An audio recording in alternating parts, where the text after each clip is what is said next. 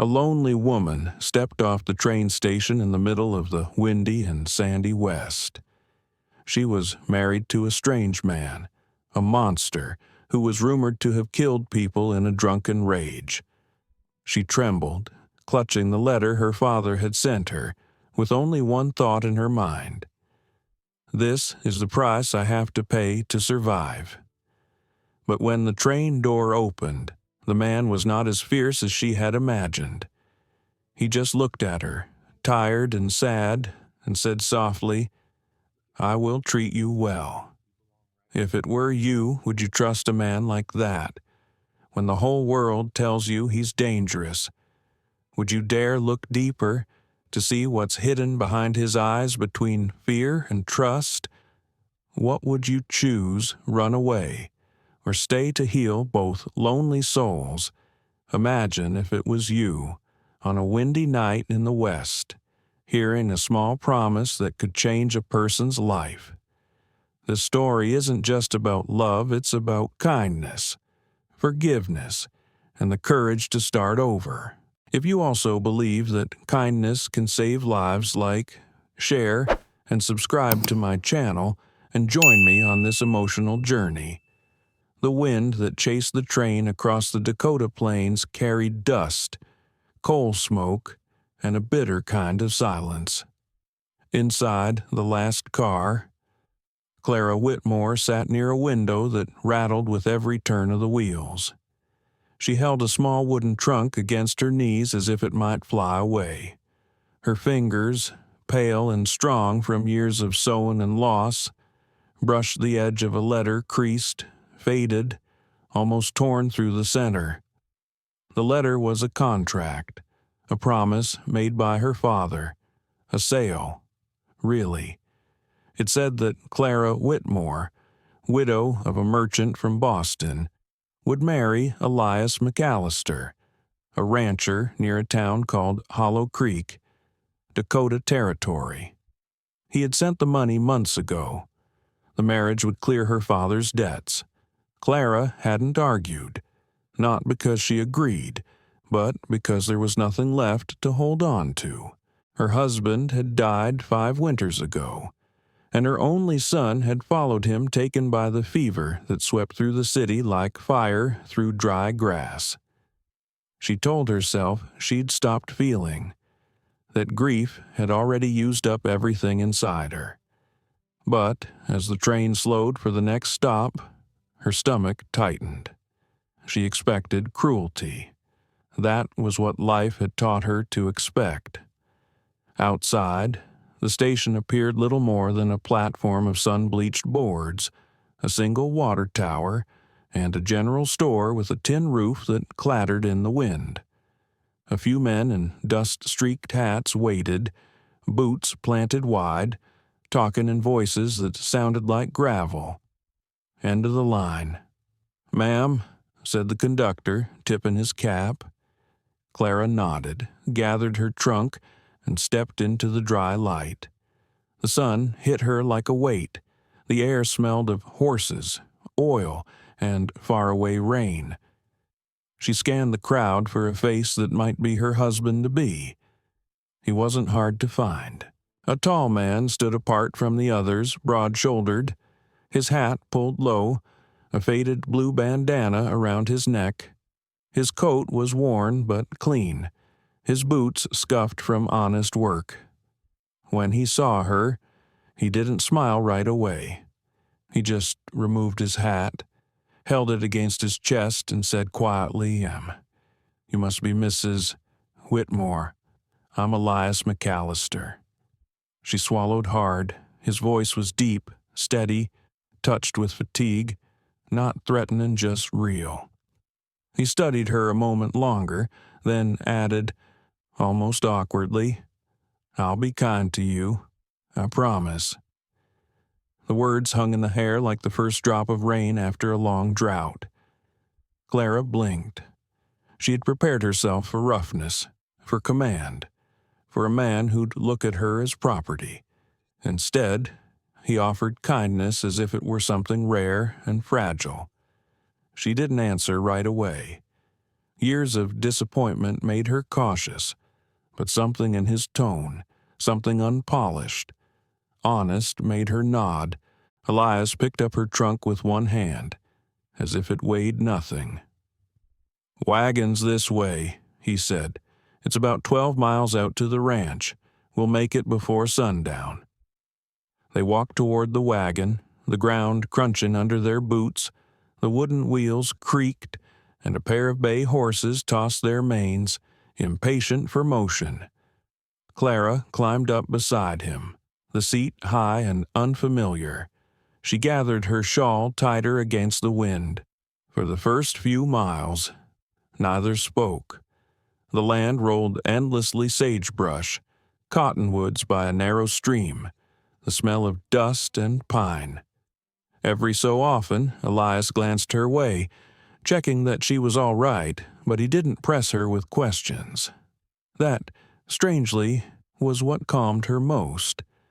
Silence, but not the kind that isolates, the kind that gives you room to breathe. As the wagon crested a low ridge, the horizon opened wide. Cattle dotted the fields like dark coins scattered across gold cloth. A hawk circled high overhead. Elias broke the silence first. "Boston's a long way from here," he said. "You must have left folks behind." "None who'll miss me," Clara replied, eyes fixed on the horizon. He nodded once, not asking more. After a while, she turned the question back. "And you, Mr. McAllister? Anyone waiting at the ranch?" He hesitated. "A dog, a few horses, and more fences than one man can mend. That's about it." Something flickered across his face. Regret, perhaps, but he didn't explain. The wagon jolted over a rut. Clara gripped the seat, and he steadied her arm without thinking. His hand was warm, rough with old scars. The touch was brief, respectful, yet in that small moment she felt a thread of safety weave itself quietly between them. They stopped near a creek to rest the horses. Elias filled a tin cup with water and handed it to her. She drank slowly. The water tasted like cold stone. He said, "Not much out here, but it's honest land." She nodded. "Honest," she repeated, tasting the word. It had been a long time since she'd trusted anything to be honest. When they reached the ridge above the valley, the sun was dropping behind distant hills. His ranch came into view, a modest house of pine logs, smoke curling from a chimney, a barn half hidden by aspens. A dog barked once, a welcome or a warning. "This is home," Elias said simply. Clara didn't answer. The word home caught somewhere between her chest and throat. She watched him unhitch the horses, his movements slow but sure. The setting sun caught the edge of his jaw, turning the day's dust to gold. Inside the house, she noticed the plain wooden table, a Bible on the shelf, a single chair by the fire, no pictures, no woman's touch, just order and quiet. He gestured toward the spare bedroom. "You can rest there. Supper's beans and bread if you're hungry. I'll help," she offered. He shook his head. "You've traveled far. There'll be time for help tomorrow." She watched him pour coffee, his hands steady even as the old kettle hissed. In that moment, she realized she wasn't afraid, not exactly. Confused, yes. Cautious, always, but not afraid. Later that night, when the wind picked up and the roof creaked, Clara lay awake staring at the wooden ceiling. The house smelled of smoke and sage. From somewhere down the hall came the soft sound of Elias moving closing shutters, feeding the fire, speaking quietly to the dog. His promise replayed in her mind, "I'll be kind to you." Kindness, such a small word, and yet, in a world that had given her so much silence and loss, it felt like the beginning of something close to faith. The next morning came quietly, with a low blanket of fog over the valley. A rooster crowed somewhere in the gray distance, and the smell of coffee drifted from the kitchen. Clara rose before sunrise, still in the borrowed flannel shirt Elias had left by the door. It was too big for her. The sleeves rolled past her wrists, but it carried a faint scent of leather and pine that felt strangely safe. Elias was already outside when she stepped onto the porch. The boards were cold under her bare feet, and the morning air had a sharpness that stung her lungs. He was tightening the saddle straps on one of the horses, moving with the quiet precision of someone who'd done it 1,000 times before. "You sleep all right?" he asked without looking up. "I didn't sleep much," she admitted. "Too quiet." He gave a small smile. "You'll get used to it. Out here, the silence is a kind of company." That made her pause. In Boston, silence had always meant loneliness. Here, it seemed to breathe differently, thicker, alive somehow. She watched the fog rise off the grass, curling in slow ribbons toward the hills. For the first time since she'd stepped on the train, she let her shoulders drop. Elias nodded toward a saddlebag. "Got some biscuits and jerky. We'll eat on the way. Fence broke last week, need to fix it before the herd wanders." She hesitated. "You mean for me to ride out there with you? I'd rather you see the land yourself," he said. "It's good to know what kind of place you've come to." So she did. He helped her mount a bay mare named Willow, gentle and patient, though Clara gripped the reins too tightly. They rode side by side across the open fields, the horses' hooves muffled by damp grass. The air smelled of sage and morning dew. At first, neither spoke. The rhythm of riding filled the space between them, steady and grounding.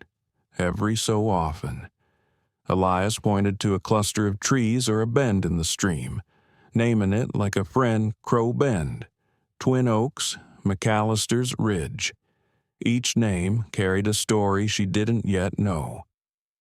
"You built all this yourself?" she asked finally. "Mostly," he said.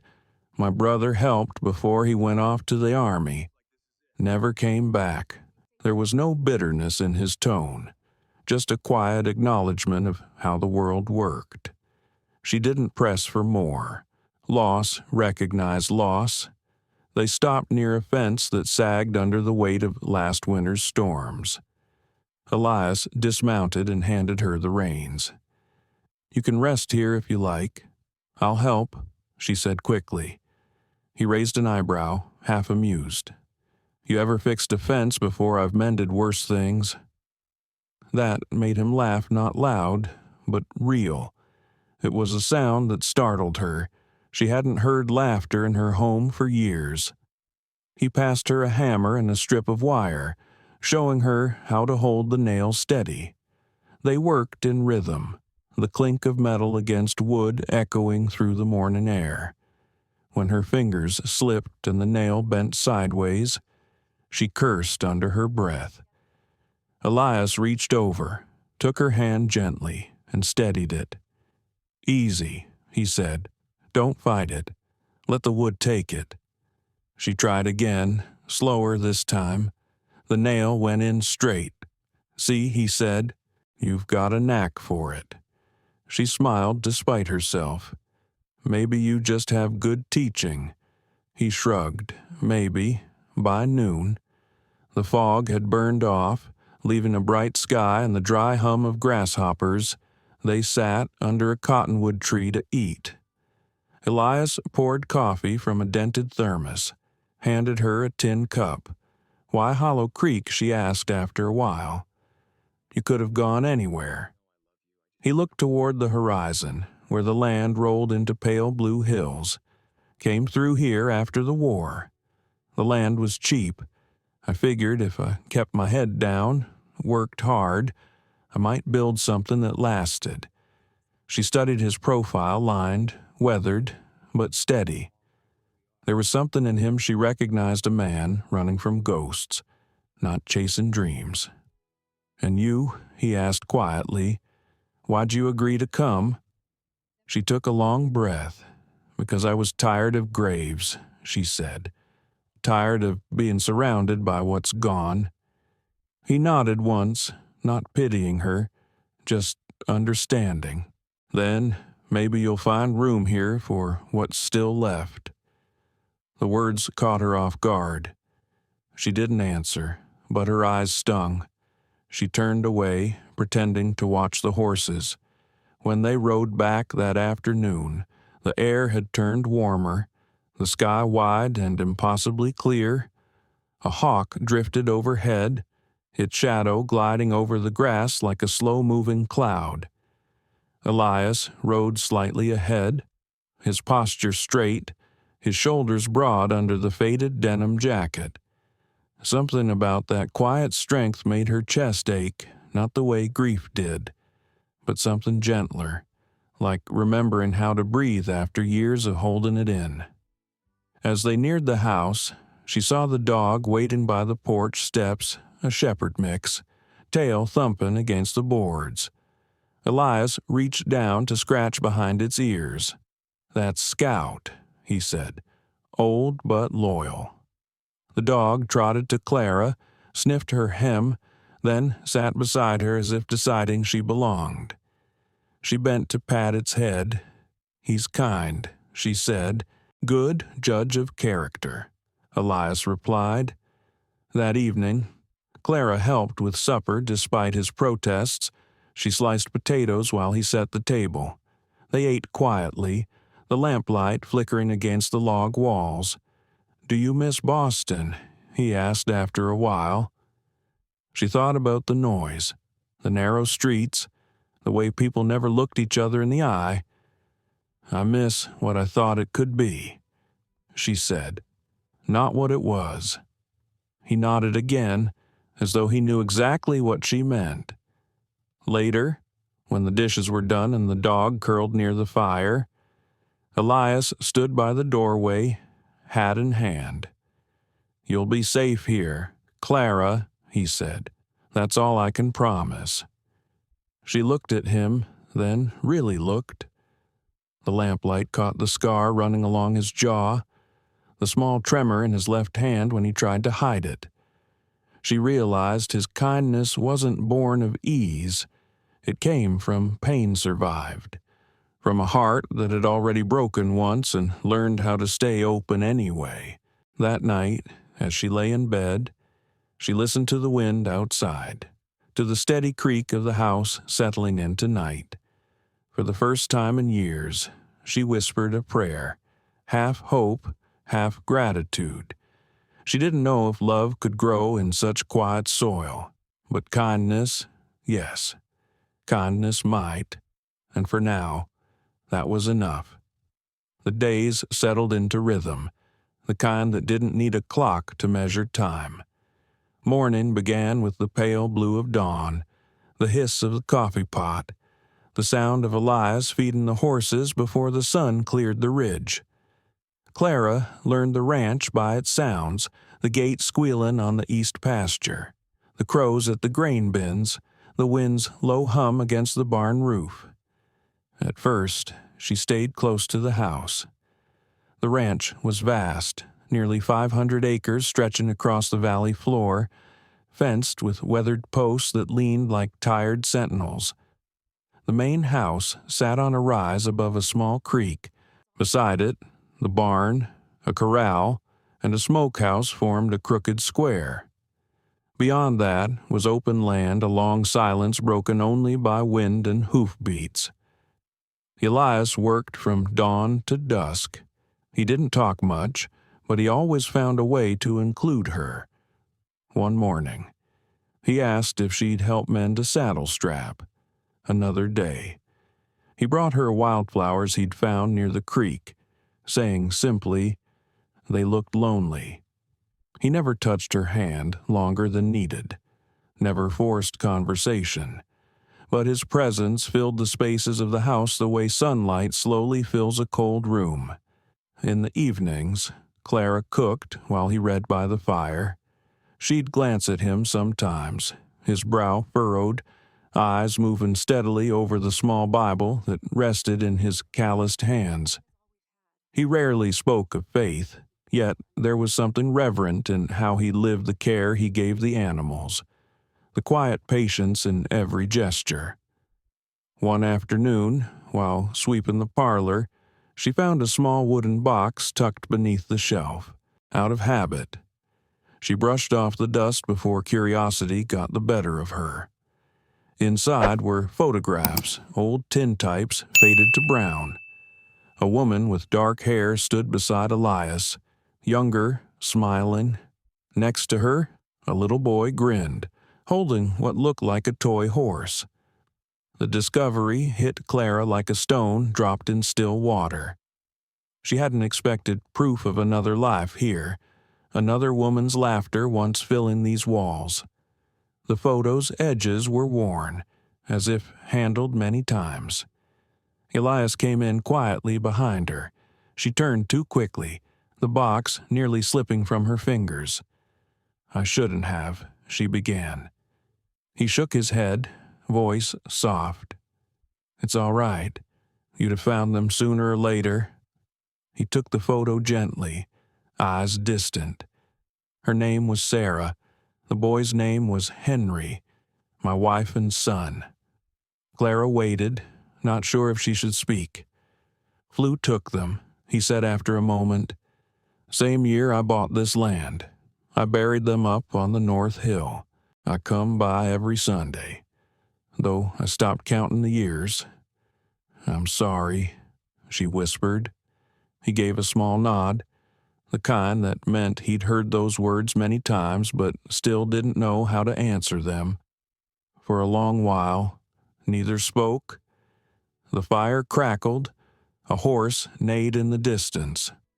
"Finally," he said, "you can put the box back where it was.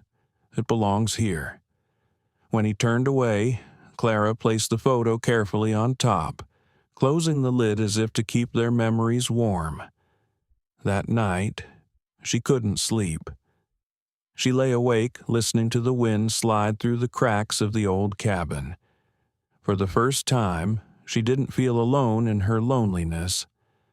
The ghosts that haunted him weren't strangers, they spoke the same language as hers. The next morning, she brewed coffee before he returned from the stables.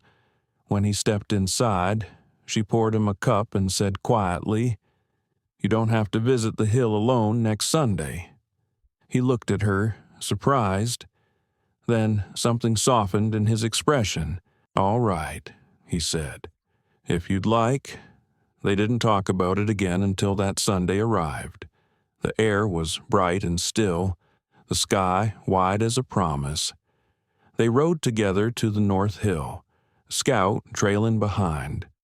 The graves were simple two small markers beneath a cottonwood tree, surrounded by prairie grass.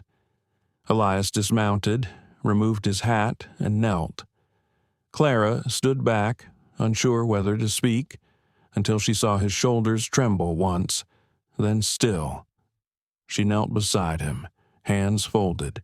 No words came, just the sound of wind moving through the grass. After a while, he rose and said quietly, "They liked music. Sarah played the piano. I was going to build one for her here. Never did." Clara smiled faintly.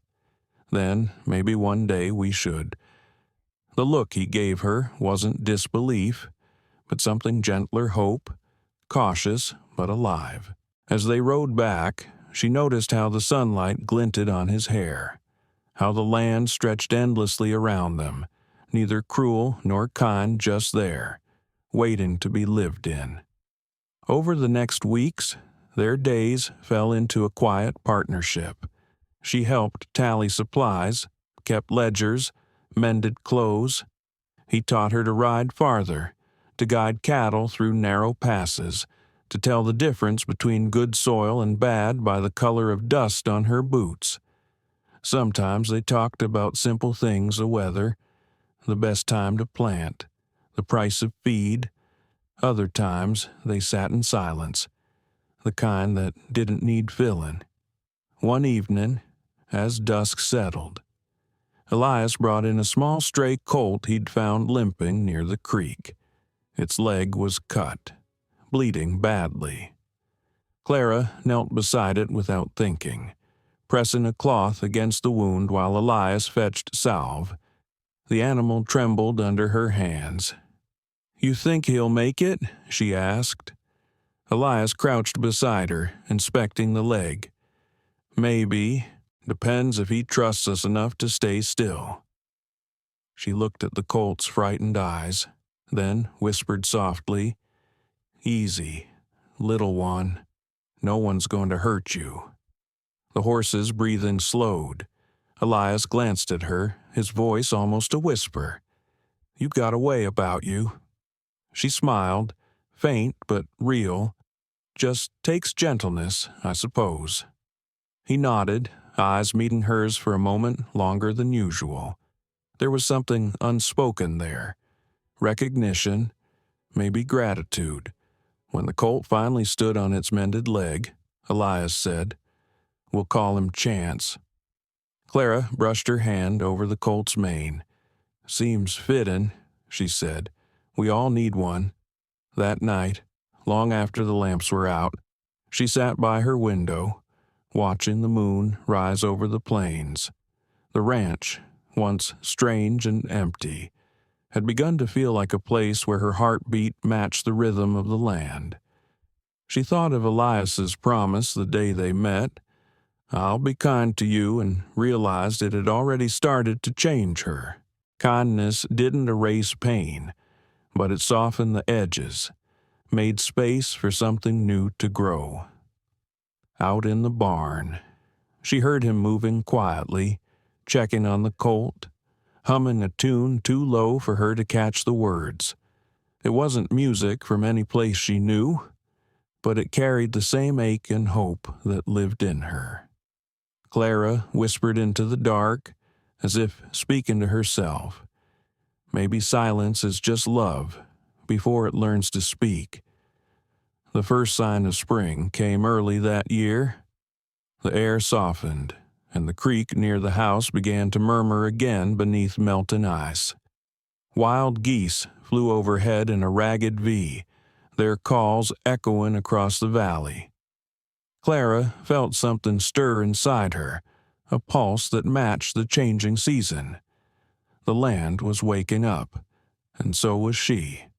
Elias spent long hours mending fences and driving cattle down from the high ridge where winter feed had thinned. Clara tended the garden, planting seeds she'd brought from Boston lavender, parsley, even a few rose clippings she wasn't sure would survive. The scent of turned soil filled her hands, grounding her in a way she hadn't felt in years. It was during one of these mornings, while she knelt near the gate, that the first visitor came. "Morning, ma'am," said a voice behind her. Clara turned to find a man on horseback, thick-set, his hat tipped low. He had the kind of grin that didn't reach his eyes. "I'm Samuel Tully," he said, "neighbor from over the ridge." He spat into the dirt, then glanced toward the barn where Elias was working. Heard the old cavalryman finally found himself a wife. Clara stood, brushing dirt from her hands. "I'm Mrs. Whitmore," she replied evenly. He looked her over, smile widening. "From Boston. Ain't you folks around here been talking? Didn't think city ladies knew one end of a shovel from the other. I'm learning fast," she said. Elias appeared at that moment, wiping his hands on a rag. His posture was calm, but there was steel in his voice. "You lost something." "Tully." The neighbor chuckled, just being neighborly. "You know how it is, folks get curious." Elias didn't smile. "Curiosity can wander too far. You've done enough wandering for one day." Tully's grin faded. He nodded once, tipped his hat to Clara, and rode off. leaving the faint smell of tobacco and arrogance behind him. When the sound of hoofbeats faded, Clara exhaled. What was that about Elias glanced at the horizon? Tully's the kind of man who measures worth by what he owns. He's had his eye on my land since before you came. And now he's got a new reason to look over the fence. Clara said nothing. She didn't like the way Tully had stared at her, the way his words carried ownership even without saying so. That evening, over supper, Elias was quieter than usual. Scout rested by the fire, and the wind rattled the shutters. Finally, Clara said, "He won't cause trouble." "Will he?" Elias looked up, eyes steady. "He'll try to. But trouble don't stick long when you stand your ground." The following Sunday, they rode to town for supplies. Hollow Creek was little more than a cluster of buildings, general store, blacksmith, church, and a small schoolhouse. Children chased each other through the dusty street, while wagons creaked past. The scent of bread and horses filled the air. People stared, not with open hostility, but with curiosity sharpened by gossip. Clara felt their eyes follow her as she walked beside Elias.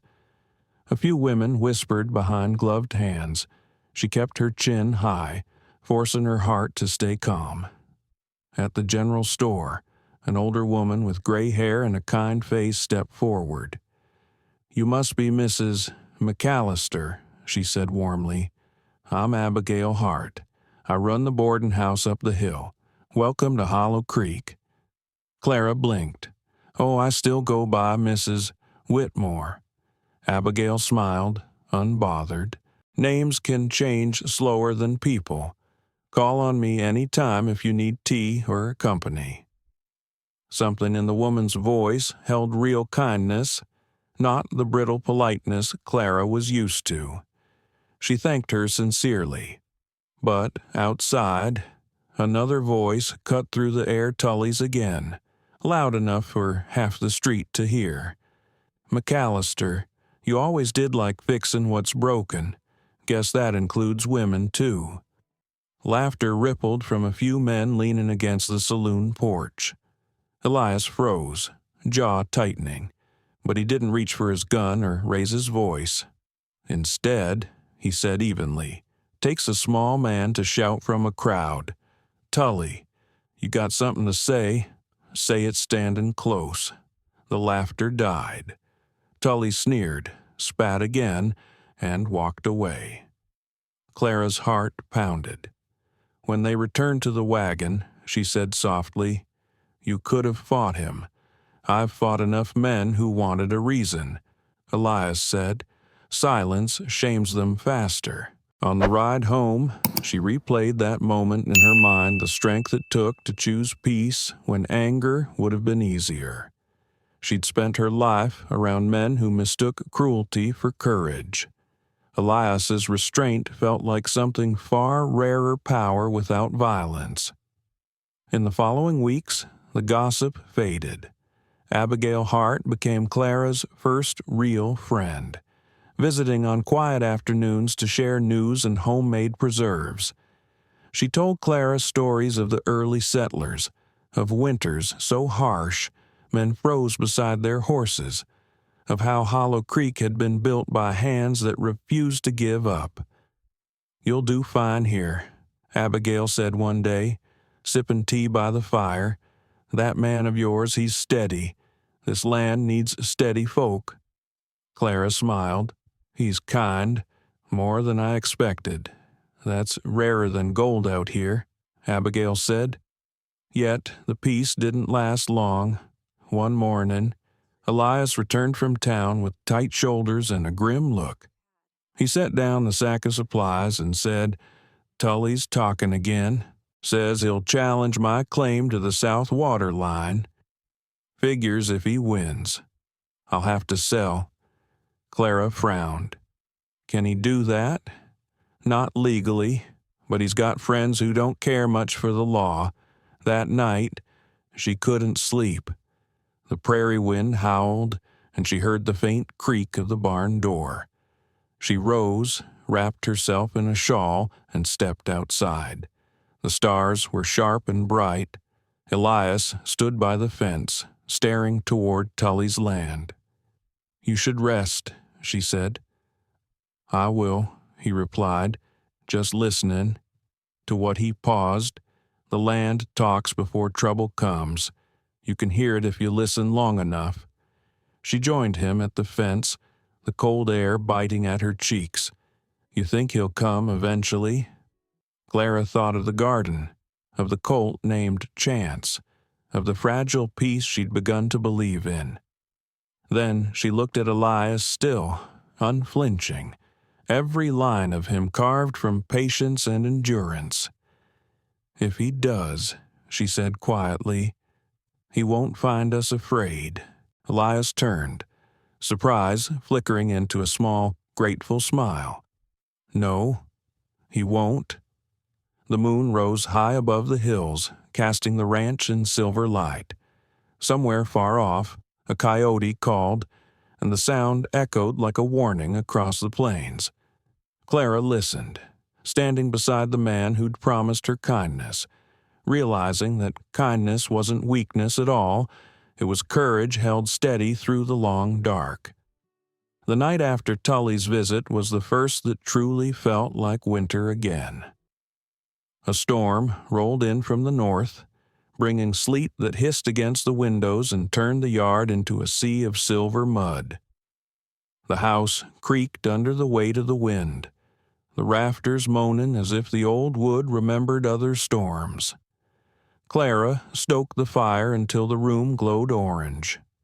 Scout lay curled on the rug, tail flicking each time the door rattled. Elias came in from the barn, snow melting on his hat brim, shoulders glistening with damp. He set his gloves on the hearth and crouched beside the fire. "Colt's warm," he said. "Barn's holding fine." "Good," she murmured.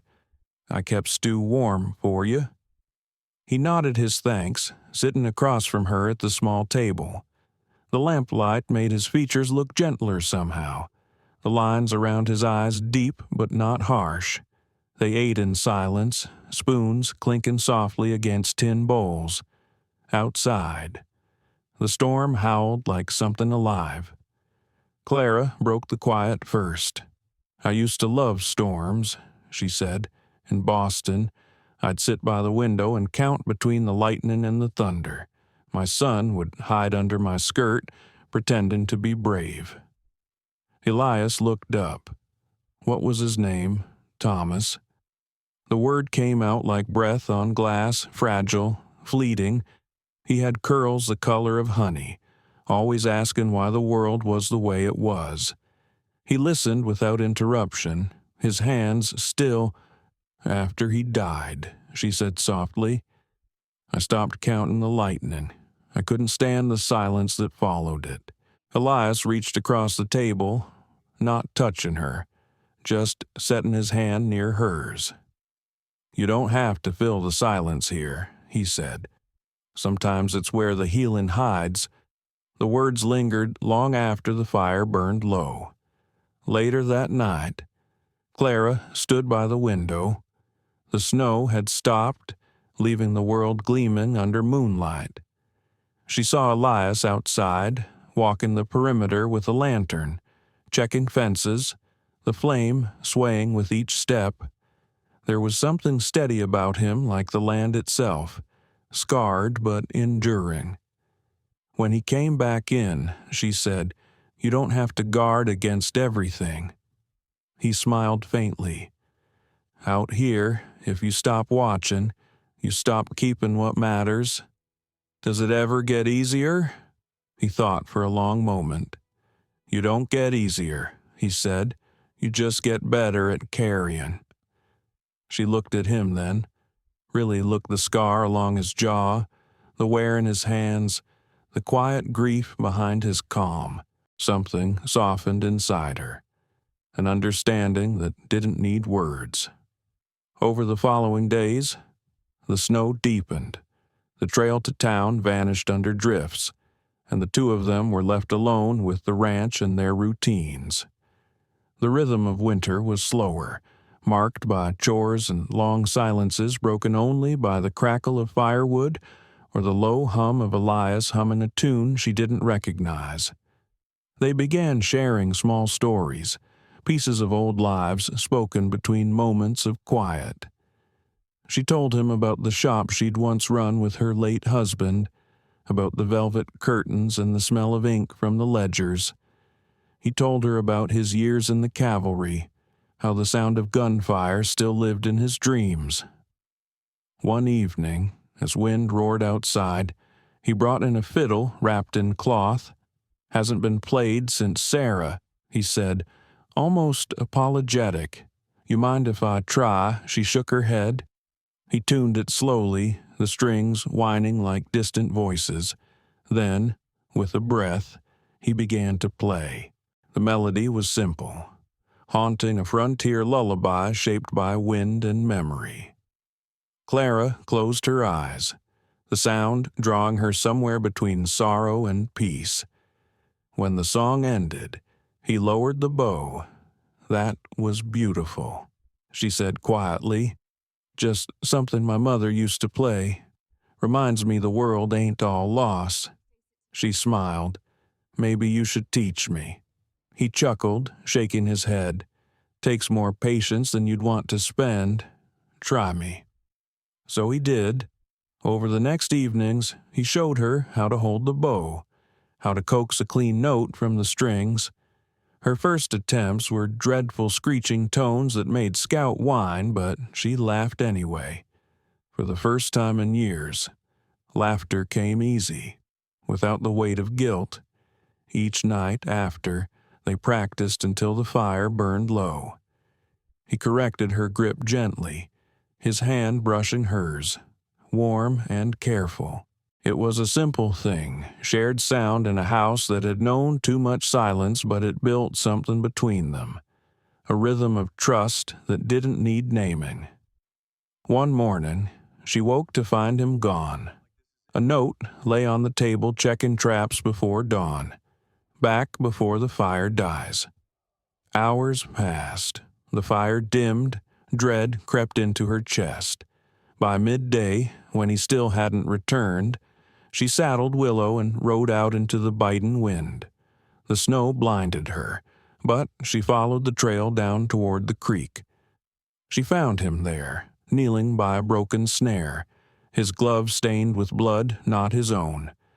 A coyote lay still nearby. Elias looked up, startled. "You shouldn't have come out."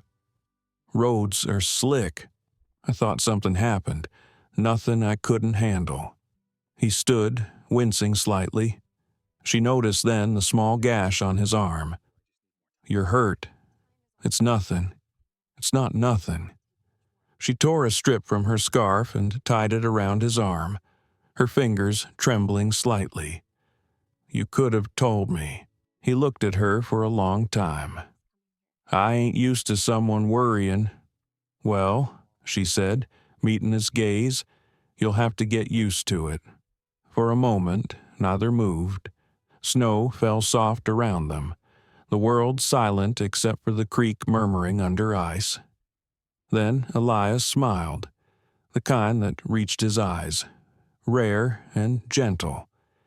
When they returned to the house, she made him sit while she cleaned the wound properly. The warmth between them was subtle but steady, like the glow of embers after a long fire. That night, as they sat together by the hearth, Clara played the fiddle, halting and tender. The melody stumbled but found its way forward, each note a small defiance against the dark. Elias listened with eyes closed, and when she finished, he said quietly, "Sounds like hope." She laughed softly. "Hope's a fragile tune." "Maybe," he said, "but you play it well." Outside, the storm faded into a hush.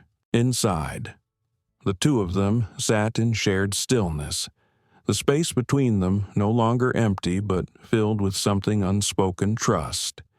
Maybe even the first edge of love. In the flicker of lamplight, Clara realized that this was what safety sounded like. Not the absence of danger, but the presence of someone who would face it beside you.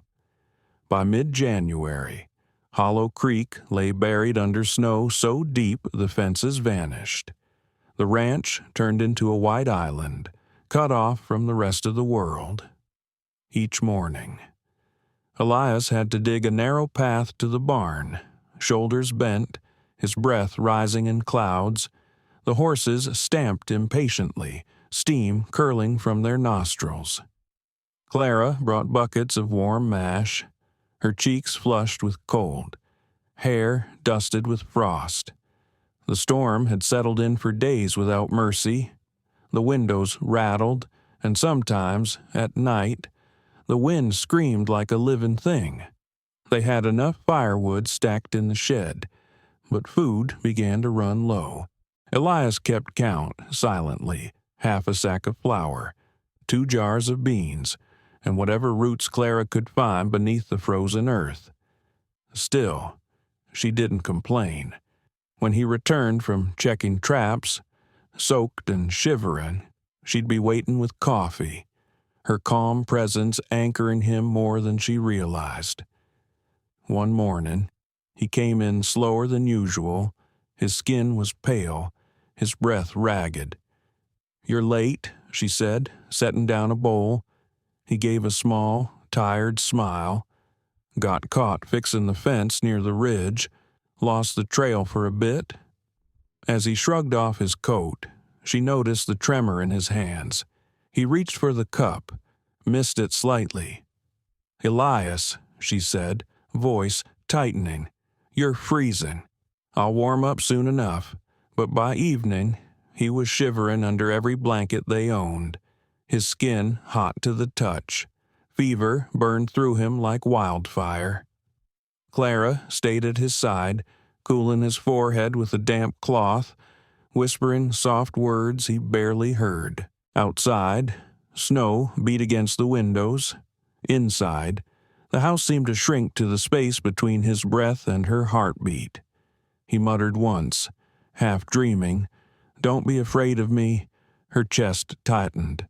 "I'm not," she whispered. "I'm afraid of losing you."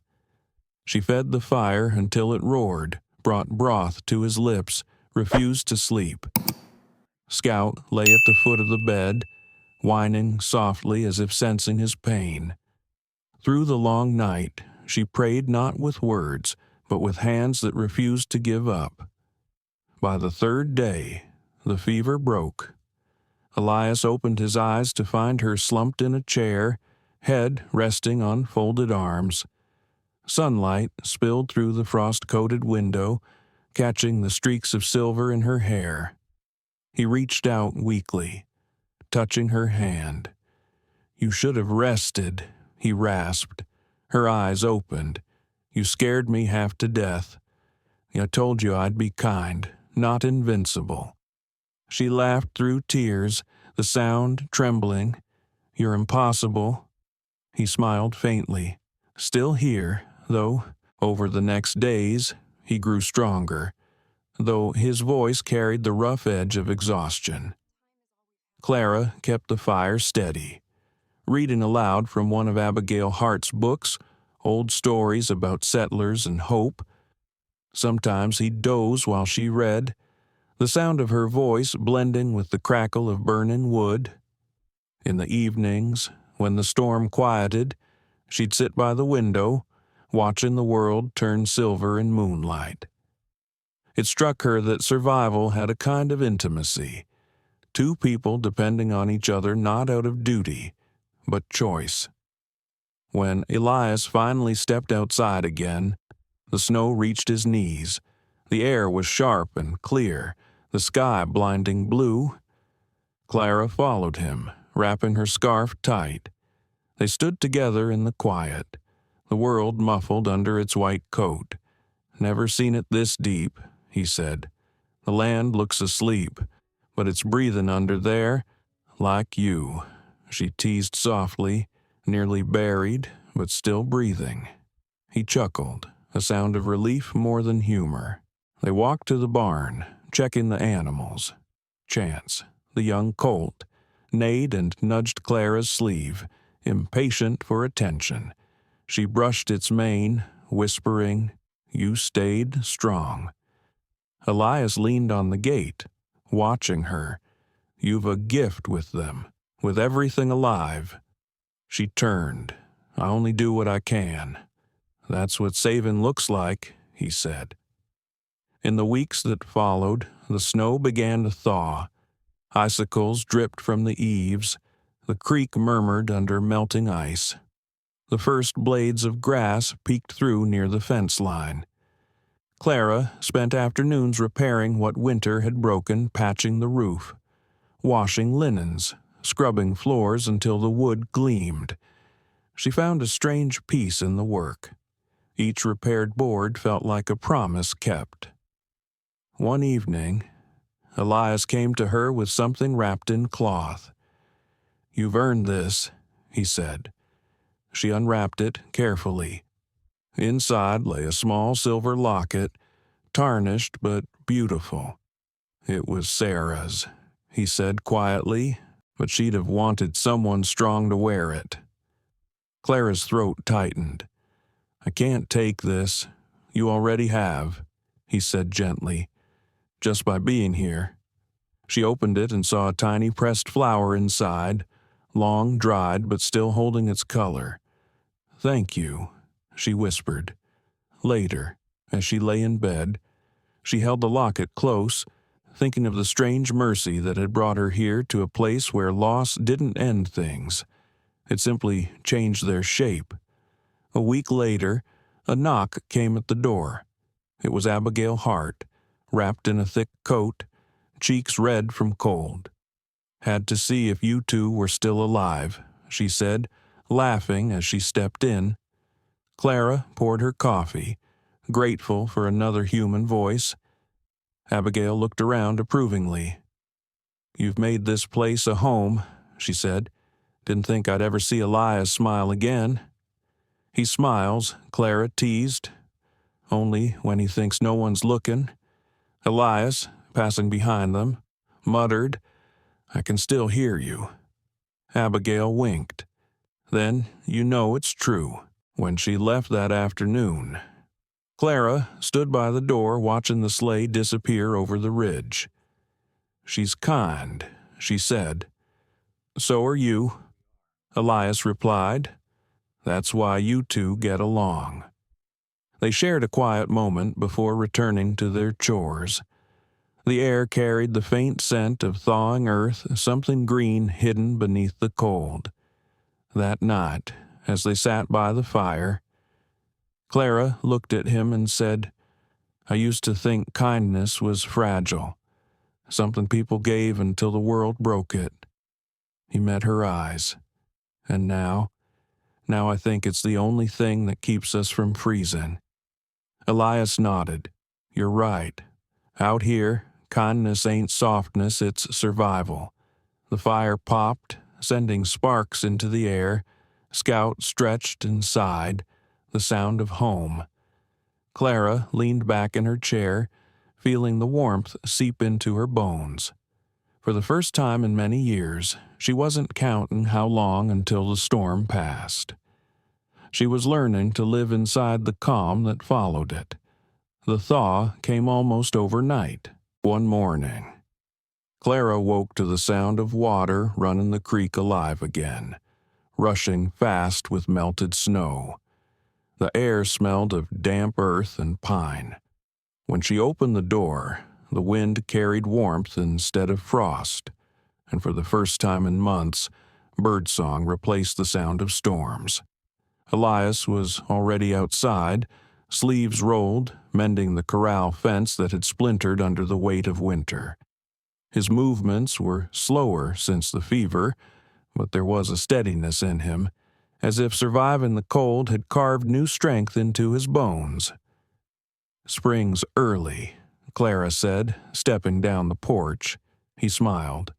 Or maybe we just lasted long enough to meet it. They spent the morning working side by side, clearing branches, sweeping the porch, airing blankets stiff with months of smoke and frost. Chance trotted around them, no longer limping, full of the wild energy of youth. Scout followed close, barking at nothing, as if celebrating too. By noon, the sun had climbed high. Clara knelt by the garden patch, brushing away the last frost to reveal dark, rich soil. Elias came over, wiping sweat from his brow. "You're planting already." She smiled. "Hope doesn't wait for perfect weather." He chuckled. "Then plant what you please. This land could use some hope." She reached into her satchel, pulling out a handful of seeds wrapped in linen lavender, sage, a few wildflower pods she'd gathered before the snows.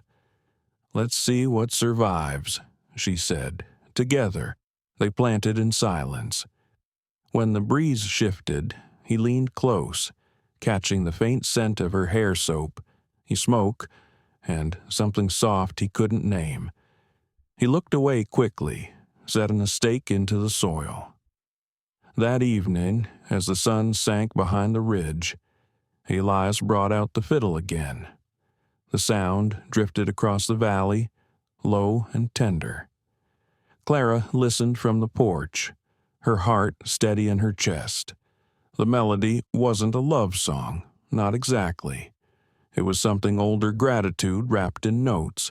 When he stopped, she said quietly, "You play like you're remembering someone." "I am," he said, "but not the way I used to." She waited, sensing there was more. "When Sarah died," he said, voice low, "I thought the music went with her. Couldn't bear to touch the bow without feeling what I'd lost." But now he hesitated, then met her eyes. "Now it feels like the tune belongs to the living again." Clara didn't speak. She didn't need to. She just nodded, her gaze warm enough to hold the rest of the words unsaid. The next day brought mail from town Sheriff Dugan's handwriting across the envelope. Elias opened it, brows tightening. "What is it?" she asked. He handed her the letter. Meeting in Hollow Creek next week. Water rights dispute. Tully's stirring trouble again. Clara frowned. After everything this winter, he never needed much reason. She folded the letter carefully. "Then we'll go together." He hesitated. "These meetings can get rough. So can I." He smiled at that, the first full smile she'd seen from him, wide, unguarded. When they rode into town days later, the valley had changed. Snowmelt turned the fields into mirrors, reflecting the sky. The town buzzed with noise wagons rolling, children chasing each other through puddles. Yet, beneath the bustle, tension lingered like dust in sunlight. At the town hall, men gathered in a semicircle. Tully stood near the front, boots polished, voice loud. "McAllister's been diverting creek flow," he barked. "His fence cuts through public water. That land's registered." Sheriff Dugan replied calmly, "Been his since '75. Tully sneered, "We'll see what the new survey says." Elias stepped forward. "The creek hasn't moved. Only your greed has." A murmur rippled through the crowd. Clara felt her pulse quicken, but she didn't flinch. When Tully turned his glare toward her, she met it evenly. "So, this is the wife," he said mockingly, "from Boston. Right bet. You don't know the first thing about how things work out here." Her voice was clear and steady. "I know decency isn't supposed to change with geography." A few men chuckled. Even Sheriff Dugan smiled slightly. Tully's face darkened. Elias placed a hand on her arm, not to silence, but to reassure. "Enough. Tully." We'll settle it by law, not noise." The sheriff nodded. "That's right.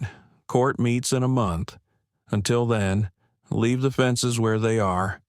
When they left the hall, Clara let out the breath she'd been holding. "You shouldn't let him bait you like that." Elias shook his head. "He's not after a fight. He's after fear." "Then he picked the wrong ranch," she said. He looked at her, admiration flickering behind his tired eyes. "You've got more grit than half the men in that room. Grit's just what's left after life wears you down," she said softly. That night, back at the ranch, they sat outside beneath the stars. The air was cool but gentle. Clara leaned her head against the porch post, watching the constellations shimmer over the hills. "You ever think," she said, "that maybe the world gives second chances when we least expect them?" Elias turned the fiddle in his hands, running a thumb along the smooth wood. "Maybe, but it never gives them easy." She smiled. "Maybe easy doesn't teach us much." For a long while, neither spoke. The silence between them was full of memory, of promise, of something growing too deep for words. Inside, the fire crackled low. Scout stretched at their feet, dreaming. Chance whinnied softly from the barn, restless but content. Clara glanced at Elias, the lamplight catching the lines of his face, the years, the weight, the quiet strength that had carried them both through storms. "I used to think love was a lightning strike," she said. "Something that came fast and burned bright. But maybe it's more like this slow, patient, steady." He looked at her, eyes reflecting the flicker of firelight. "If it is," he said, "then I don't mind waiting." The night wrapped around them like a promise, gentle, enduring, and utterly alive. The first sign of trouble came with the smell of smoke. It was faint at first, just a thread on the wind. Clara was in the kitchen, kneading bread, when Scout barked sharply from outside. She froze, her hands still dusted with flour.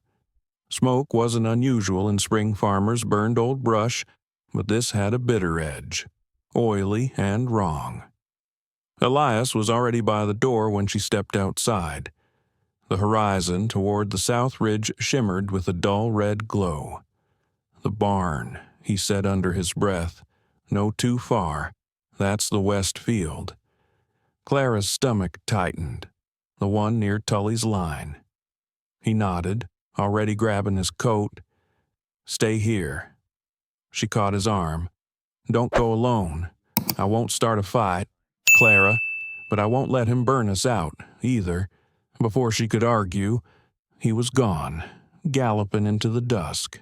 The sound of hooves faded, leaving only the low crackle of wind. She stood at the fence, the world around her dimming to the sound of her heartbeat. The fire spread fast. From the porch, she could see the red reflection rising, painting the hills like a wound. Then came the thunder of horses, 2 riders from the neighboring ranch bringing buckets, shouting for help. Clara didn't wait. She ran to the pump, filling pails, throwing them into the wagon. "Mrs. Whitmore," one of the men called. "It's jumping the fence." She climbed onto the wagon seat, snapping the reins. Willow lunged forward, the cart bumping hard over frozen ruts.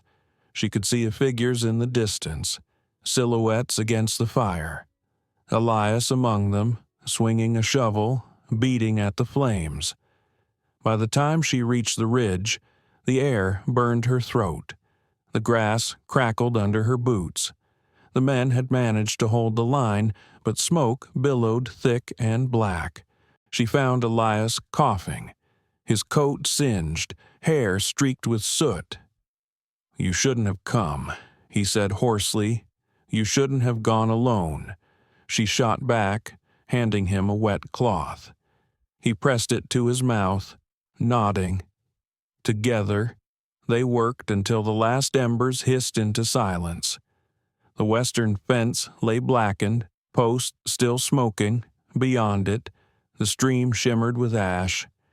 Elias looked toward the horizon. He did this. She followed his gaze, far off. A lone horse moved along the ridge, a dark figure watching. Even at that distance, she knew it was Tully. The next morning, Sheriff Dugan rode up the hill. His face was drawn, eyes shadowed with fatigue. "Saw the smoke from town," he said. "You two all right?" Elias nodded. "We are. The fence isn't." The sheriff sighed. "Tully claims he was home all night. Says maybe one of your men left a lamp too close to the brush." Elias's jaw tightened. "He's lying." "I believe you," Dugan said quietly. "But believing and proving aren't the same. Until I find evidence, it's just your word against his." Clara stepped forward. "He's not going to stop." "Is he?" Dugan hesitated. "No. Men like Tully don't stop until someone makes them." After the sheriff left, the ranch fell into uneasy silence.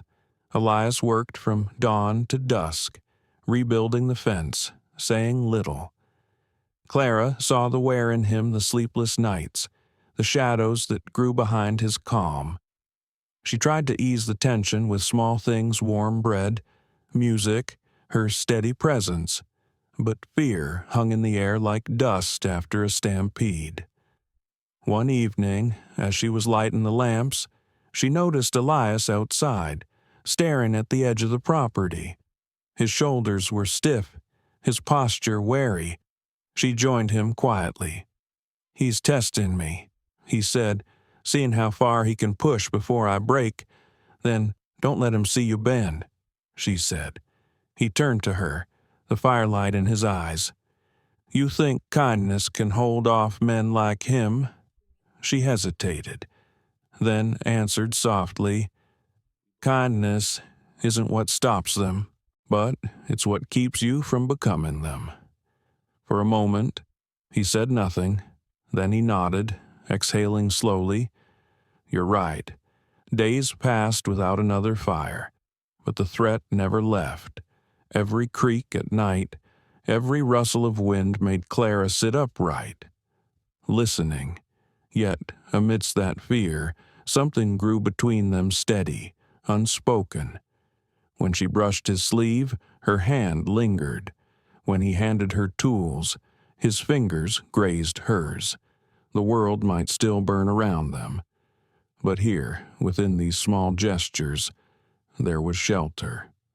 One evening, while she mended a shirt by the fire, Elias came in with a folded piece of paper, found this nailed to the fence. She unfolded it. The message was scrawled in charcoal: "Sell or burn." Her heart pounded. "What will you do?" "Nothing yet," he said.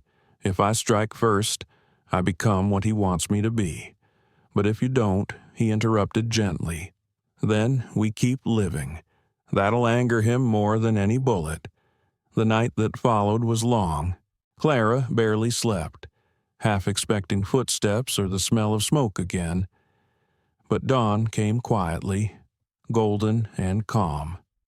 Elias was already outside, feeding the horses as if the world hadn't threatened to take everything from them.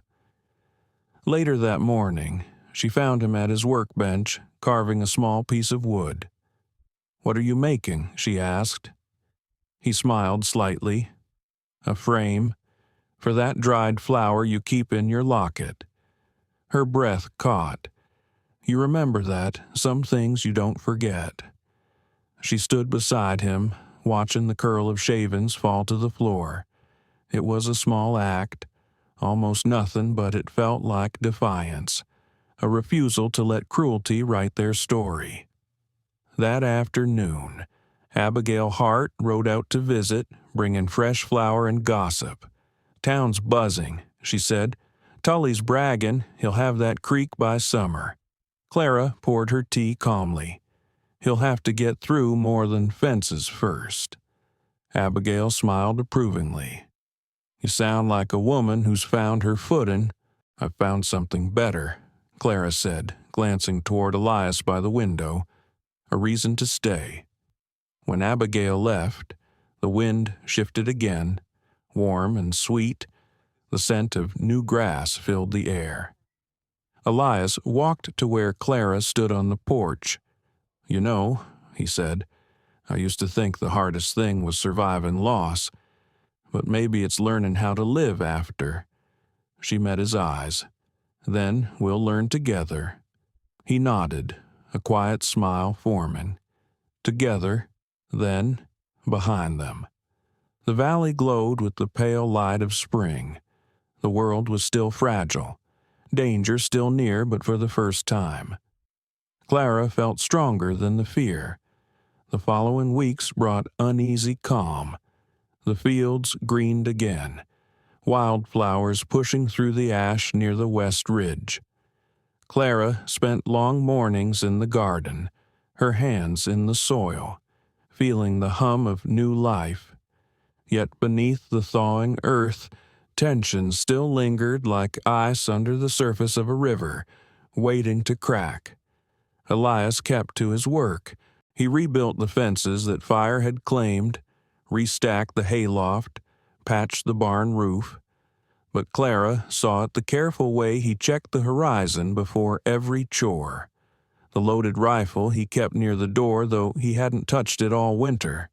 One afternoon, while she was hanging laundry, she saw movement beyond the creek. 2 riders, dark silhouettes against the grass.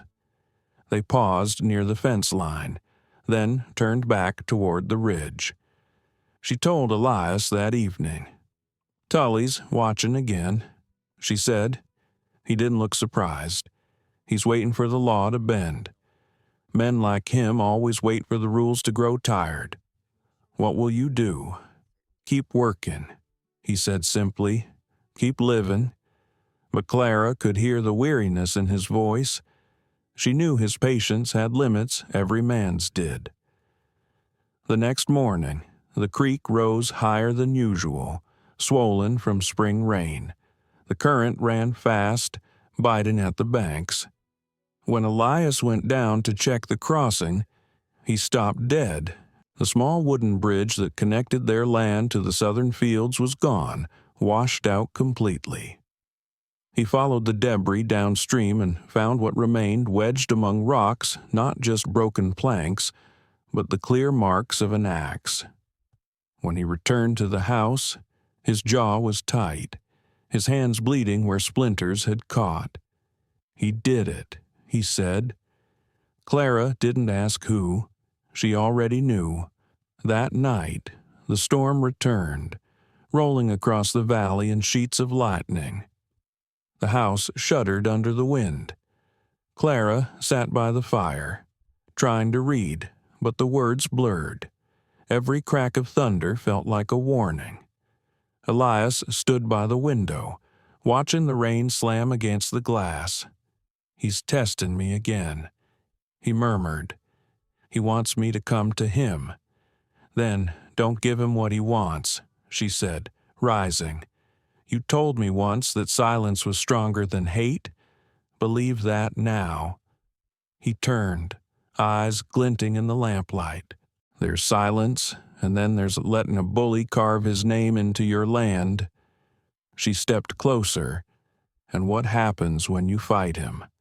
What happens when you become everything you swore you weren't?" The air between them crackled, not with anger, but fear, thick and human. He closed his eyes, exhaled. "You're right," he said quietly. "I just don't know how to forgive a man who keeps taking." "Maybe forgiveness isn't for him," she said. "Maybe it's what keeps you from losing yourself." Her words hung in the air like smoke. Outside, the wind howled, and the door rattled in its frame. They didn't sleep that night. Near dawn, when the storm finally eased, Scout began barking. Elias grabbed his coat, stepping onto the porch. The first light of morning revealed hoof prints in the mud fresh, circling the yard. Tully had been there. By mid-morning, Sheriff Dugan arrived, hat dripping with rain. Found signs near the ridge, he said grimly. 2 of Tully's men were out last night, claimed they were hunting coyotes. Elias scoffed. Coyotes don't carry torches. The sheriff sighed. I'll file the report, but until I catch them doing something, my hands are tied. Clara folded her arms. And if they come again, then you call me, Dugan said, and you stay inside. After he left, the quiet returned, heavier than before. Clara watched Elias pace the porch, his expression unreadable. Finally, she said, you can't keep fighting the land and the men who envy it. You'll tear yourself in 2. He looked up, eyes dark and tired. Maybe it's already too late for peace. She shook her head. It's never too late for decency. The next few days passed without incident. The air warmed, the fields shimmered with green. Life, stubborn and fragile, went on, but both knew it couldn't last. Then came the letter. It arrived on a Thursday, sealed with rough wax, no return name. Inside was a single sheet of paper, scrawled in jagged ink. Meet me by the river. Dusk. Bring what's yours if you want to keep it. Elias read it twice. Silent. Clara's stomach turned cold. You're not going. He folded the note. If I don't, he'll just come here. Then let the sheriff handle it. He shook his head. By the time Dugan gets there, the creek'll be blood. Elias. He touched her shoulder, gentle but firm. I made you a promise, Clara, to be kind, to keep you safe. Sometimes kindness means standing between the wolf and the door. Her throat tightened. Then I'm coming with you. No. Yes. They stared at each other, silence thick as thunder. Then, at last, he sighed. You're the most stubborn woman I've ever known. I learned from the best, she said. When dusk came, the sky burned copper over the ridge.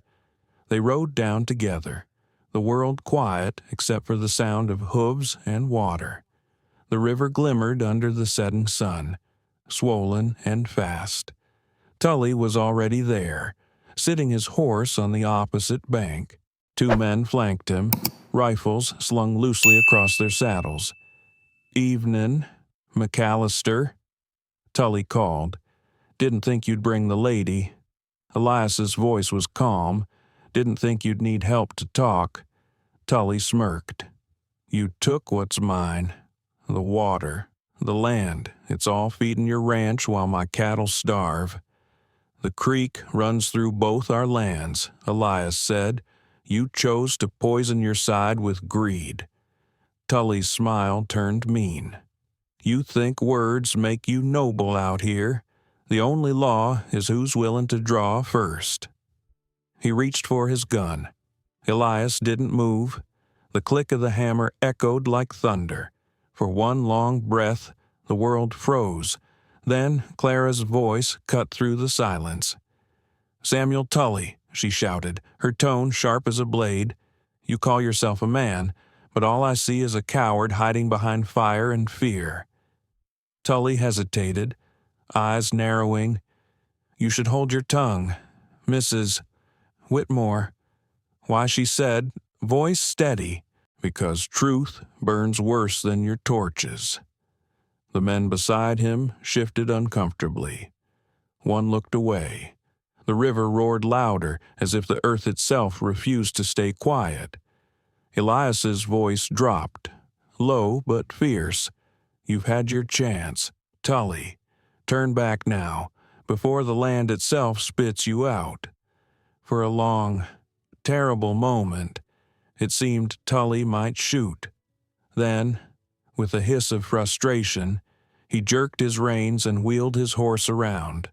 The others followed. Within seconds, they vanished into the trees, leaving only the echo of hooves. Elias exhaled slowly, lowering his hand. Clara's knees nearly gave out. "You could have died," she whispered. He turned to her, the faintest smile breaking through. "Maybe, but not before I learned what faith sounds like when it speaks my name." They rode home in silence, the stars rising above the dark ridge. Between them, something had changed, something forged not by comfort, but by fire. The night after the confrontation at the river was quiet, too quiet. The air felt heavy, the silence dense enough to press against their skin. Even the crickets seemed to hold their breath. Clara couldn't sleep. She sat by the fire long after Elias had gone to bed, staring into the embers as if the flames could tell her what would come next. She replayed the moment Tully turned his horse away. It hadn't felt like surrender.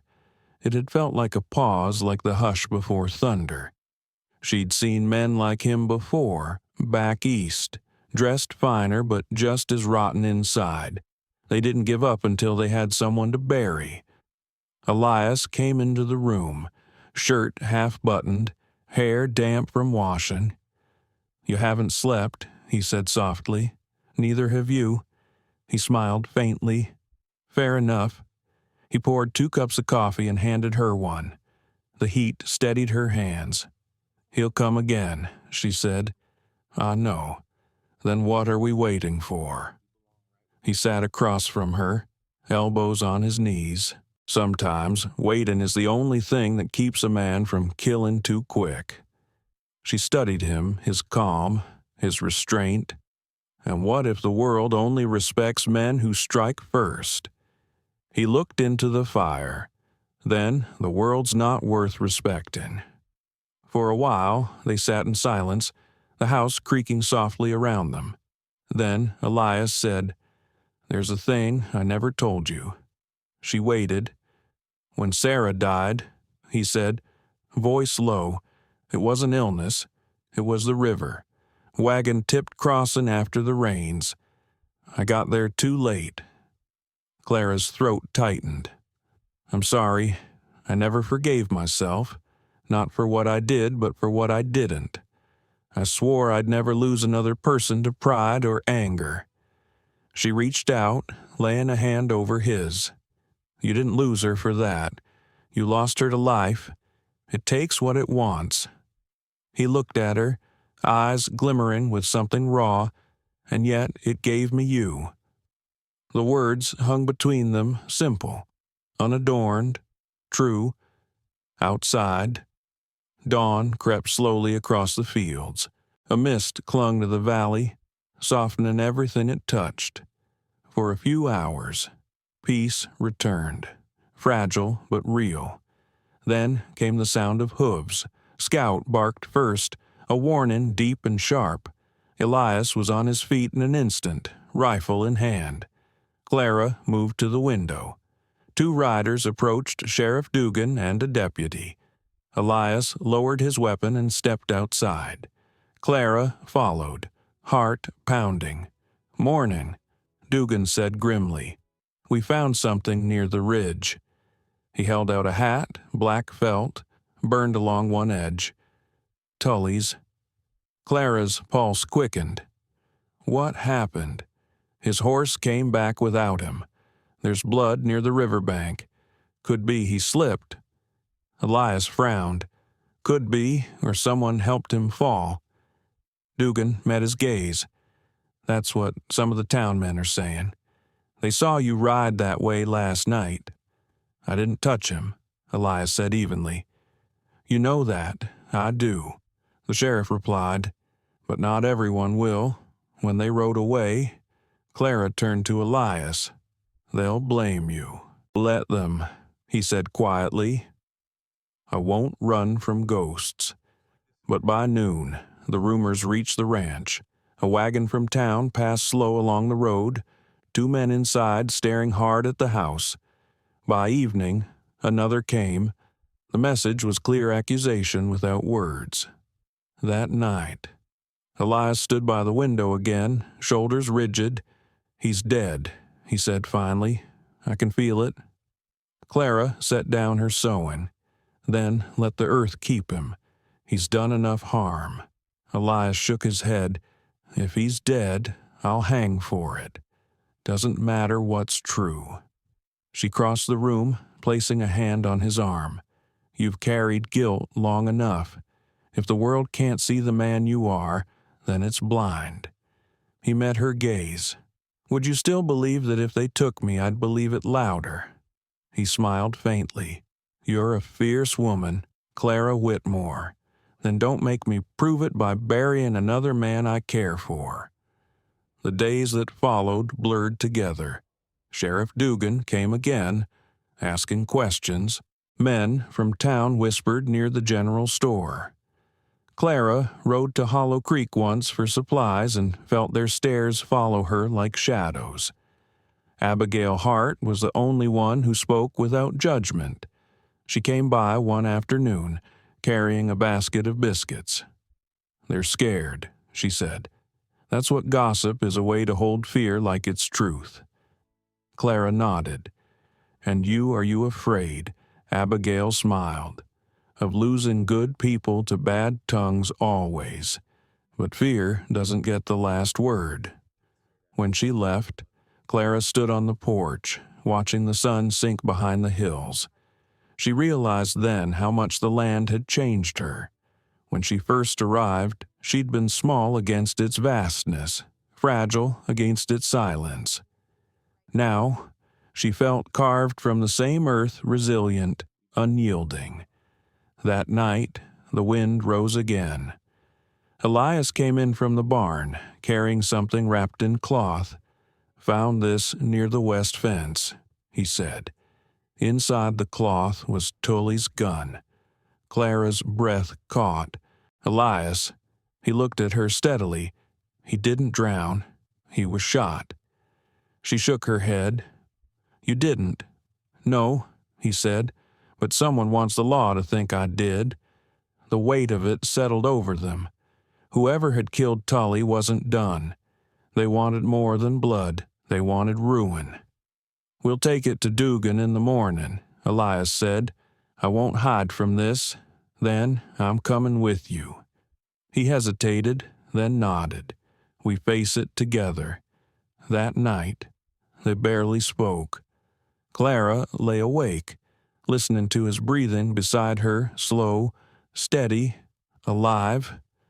She realized she'd come to depend on that sound, the way she once depended on her own heartbeat. Near dawn, she dreamed of the river, dark water flowing fast, carrying away everything it touched. But when she reached into it, she pulled out something small and bright, the locket he'd given her, its silver glinting even in the storm. When she woke, the first light of day broke across the window. Elias was already dressed, hat in hand. "You ready?" he asked. She nodded, slipping the locket around her neck. "Always." They rode into town as the sun climbed higher, their shadows stretching long behind them. The future waited like a storm over the ridge, but this time Clara wasn't afraid.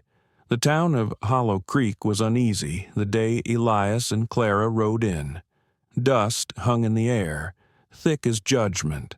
The gossip had spread faster than wildfire. Samuel Tully's disappearance had become the town's favorite story, and Elias McAllister, its villain. Men stood outside the saloon, watching as they dismounted.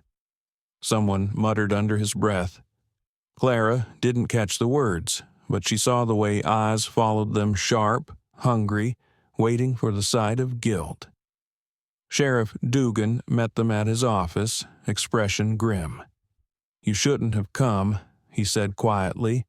"Folks are riled. They think you're here to confess or to run." Elias handed him the wrapped gun. "Found this near my fence. It's Tully's. Figured you should see it before they twist the story worse." The sheriff unwrapped it carefully, frowning. "Well, I'll be damned. Same make, same engraving on the handle." He looked up. You touched it.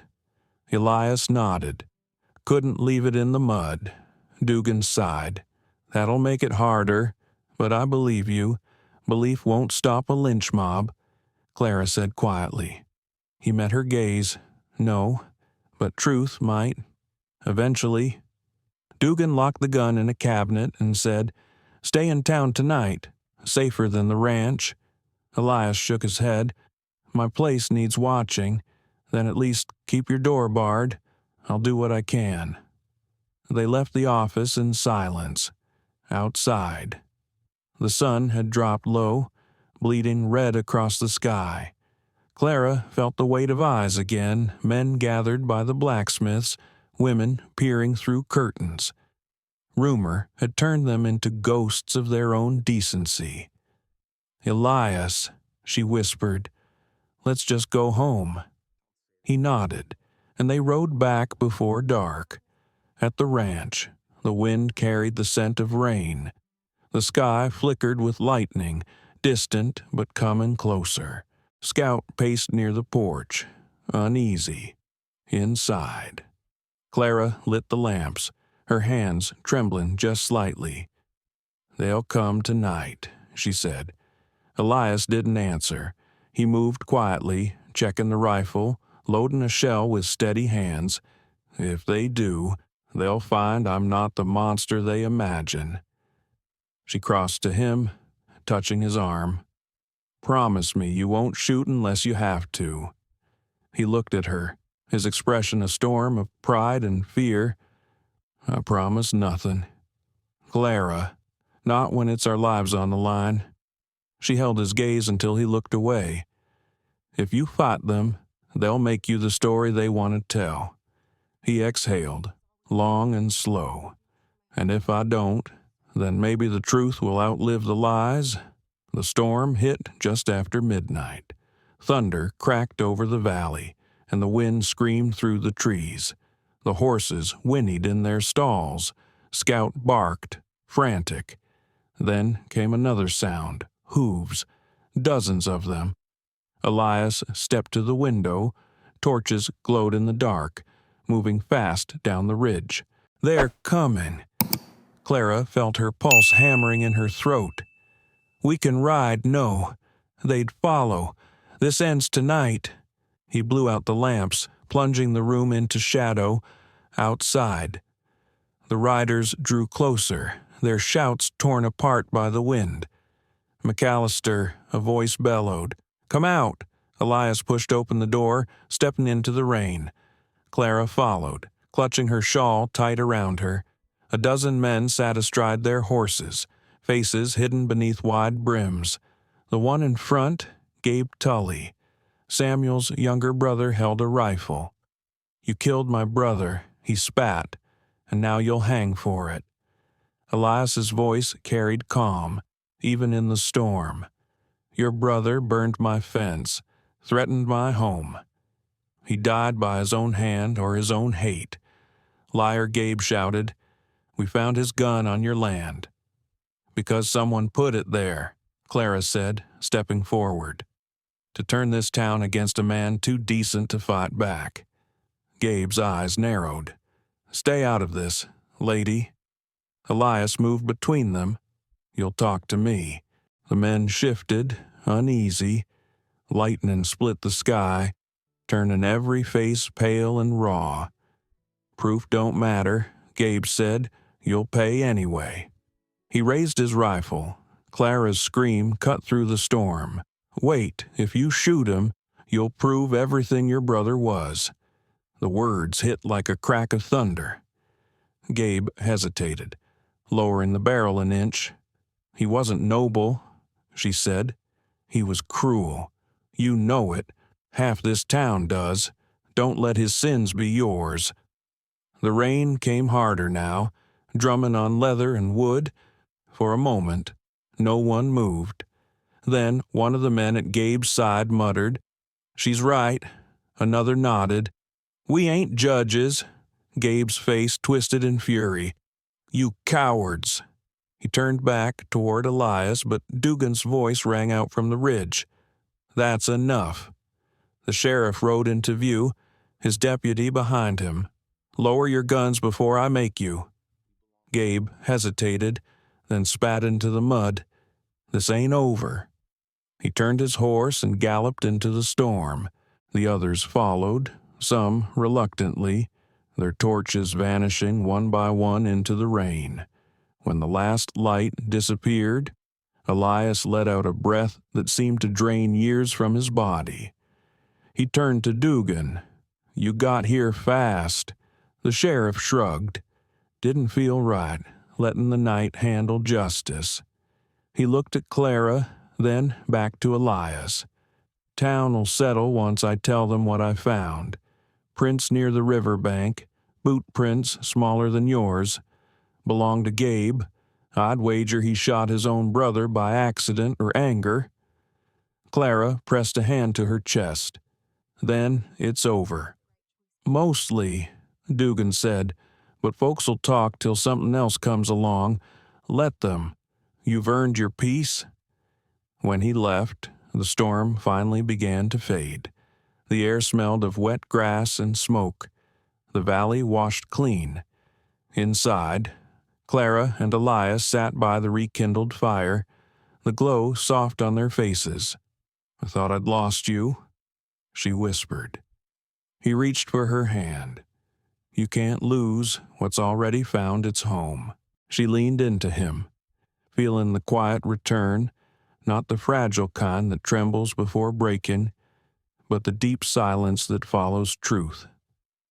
Outside, the wind moved gently through the grass, carrying away the last echoes of hate. When dawn came, the world outside was washed clean, the air cool and sharp, the earth glistening with dew. The storm had rolled east during the night, leaving Hollow Creek quiet in its wake. The first light filtered through thin clouds, touching the ranch with a soft gold that made even the scars on the land look gentle.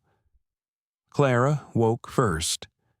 Elias was still asleep in the chair near the fire, boots muddy, hat tipped over his face. Scout lay beside him, head resting on his knee, both of them finally at rest after the longest night she could remember. She moved quietly, stoking the fire and brewing coffee. The smell filled the room strong, grounding. When Elias stirred, she handed him a mug. "Morning," she said softly. He took it, his voice rough. "Feels like I slept through a war." "You did," she said, "and you won." He smiled faintly, but there was a shadow behind it. "If that's what winning feels like, I'll pass next time." They sat together in silence for a while, watching the morning light crawl across the floorboards. Clara could feel the exhaustion settle deep in her bones, not just from the sleepless night, but from months of living in defense, always waiting for the next blow. "What happens now?" she asked. Elias set his mug down. "Now we rebuild again." "You've been rebuilding your whole life," she said quietly. He looked at her, eyes tired but steady. "Maybe that's the point. Some folks live for building, others just keep fixing what breaks. I reckon I'm one of the latter." She smiled softly. "Then let me help you fix it this time." He reached across the table, his hand finding hers. "You already are." By mid-morning, the sun broke fully through the clouds. Birds returned to the fence posts, shaking water from their feathers. Clara hung wet linens out to dry while Elias checked the fence line one last time.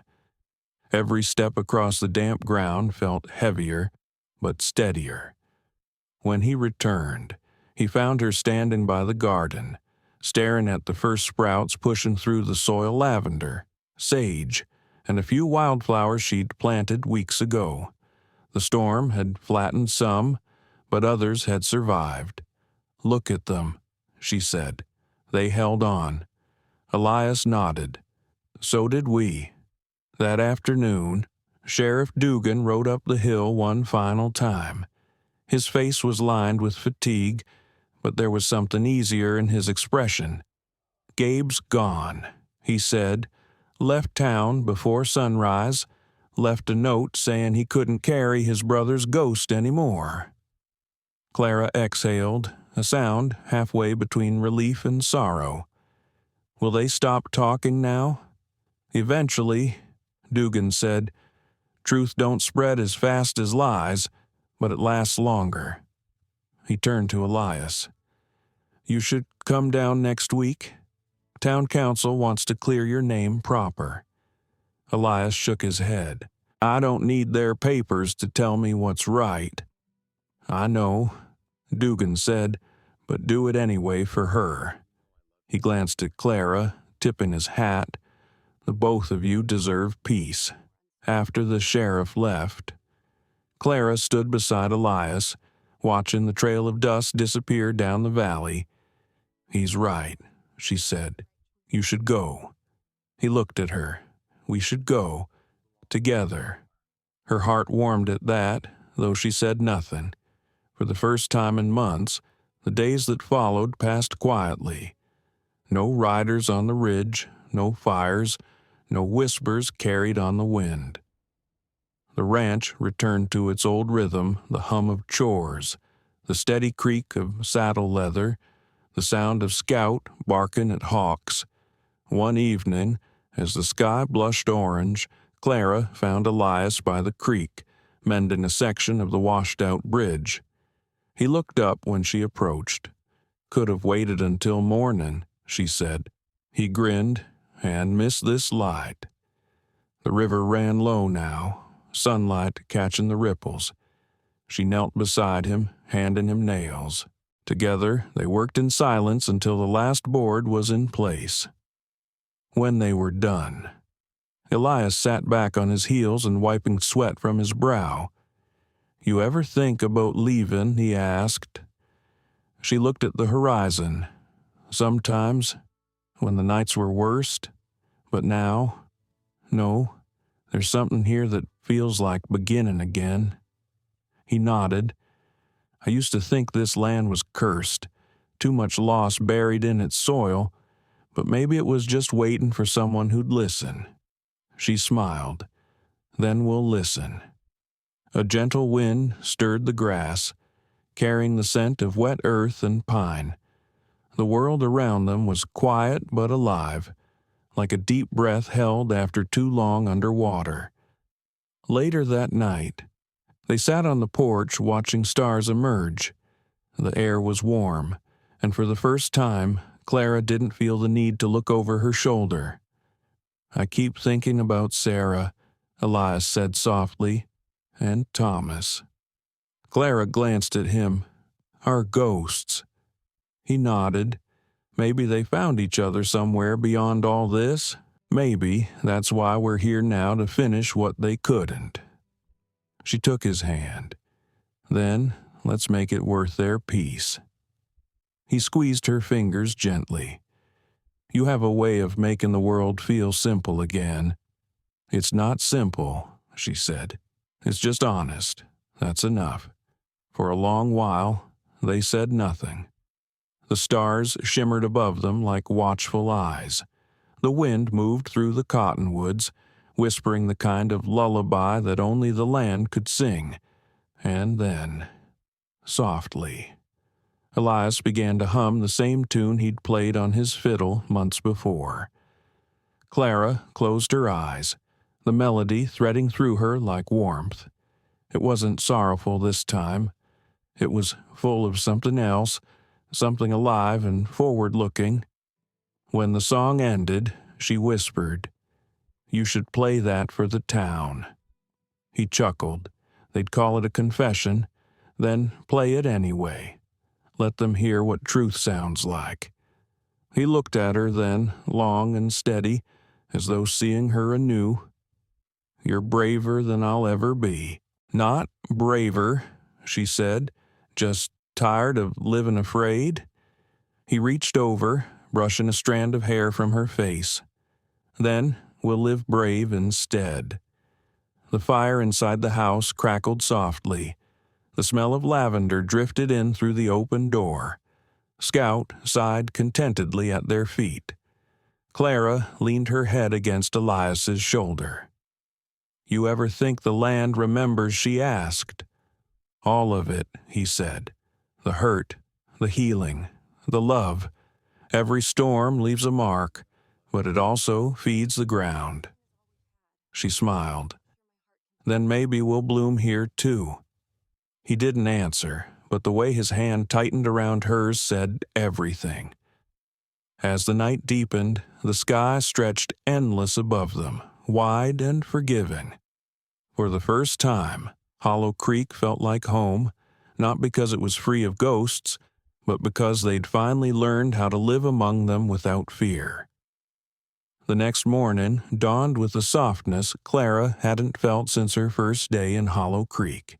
The valley shimmered under a blanket of pale mist, and the sun climbed slow, painting everything gold.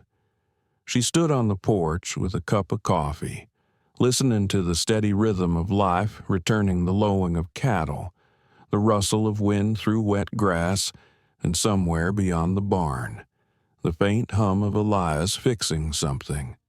As always, peace had finally settled, not in the dramatic way of stories, but in the quiet persistence of daily life. Yet beneath the calm, Clara sensed something shifting. Spring had come early, yes, but it also carried change, the kind that doesn't ask permission. Later that day, Abigail Hart came by on her wagon, a basket of eggs on her lap and her usual knowing smile on her face. "Well," she said, stepping down, "you look less haunted. Clara Whitmore." Clara laughed, surprised by how easy it sounded. "Maybe because I finally stopped living like a ghost." Abigail's eyes twinkled. "You and that man of yours, folk in town, are talking different now." Dugan told them the truth, and they listened. "Listened?" Clara asked skeptically. "Some of them," Abigail admitted. "The rest are just waiting for another story to chew on.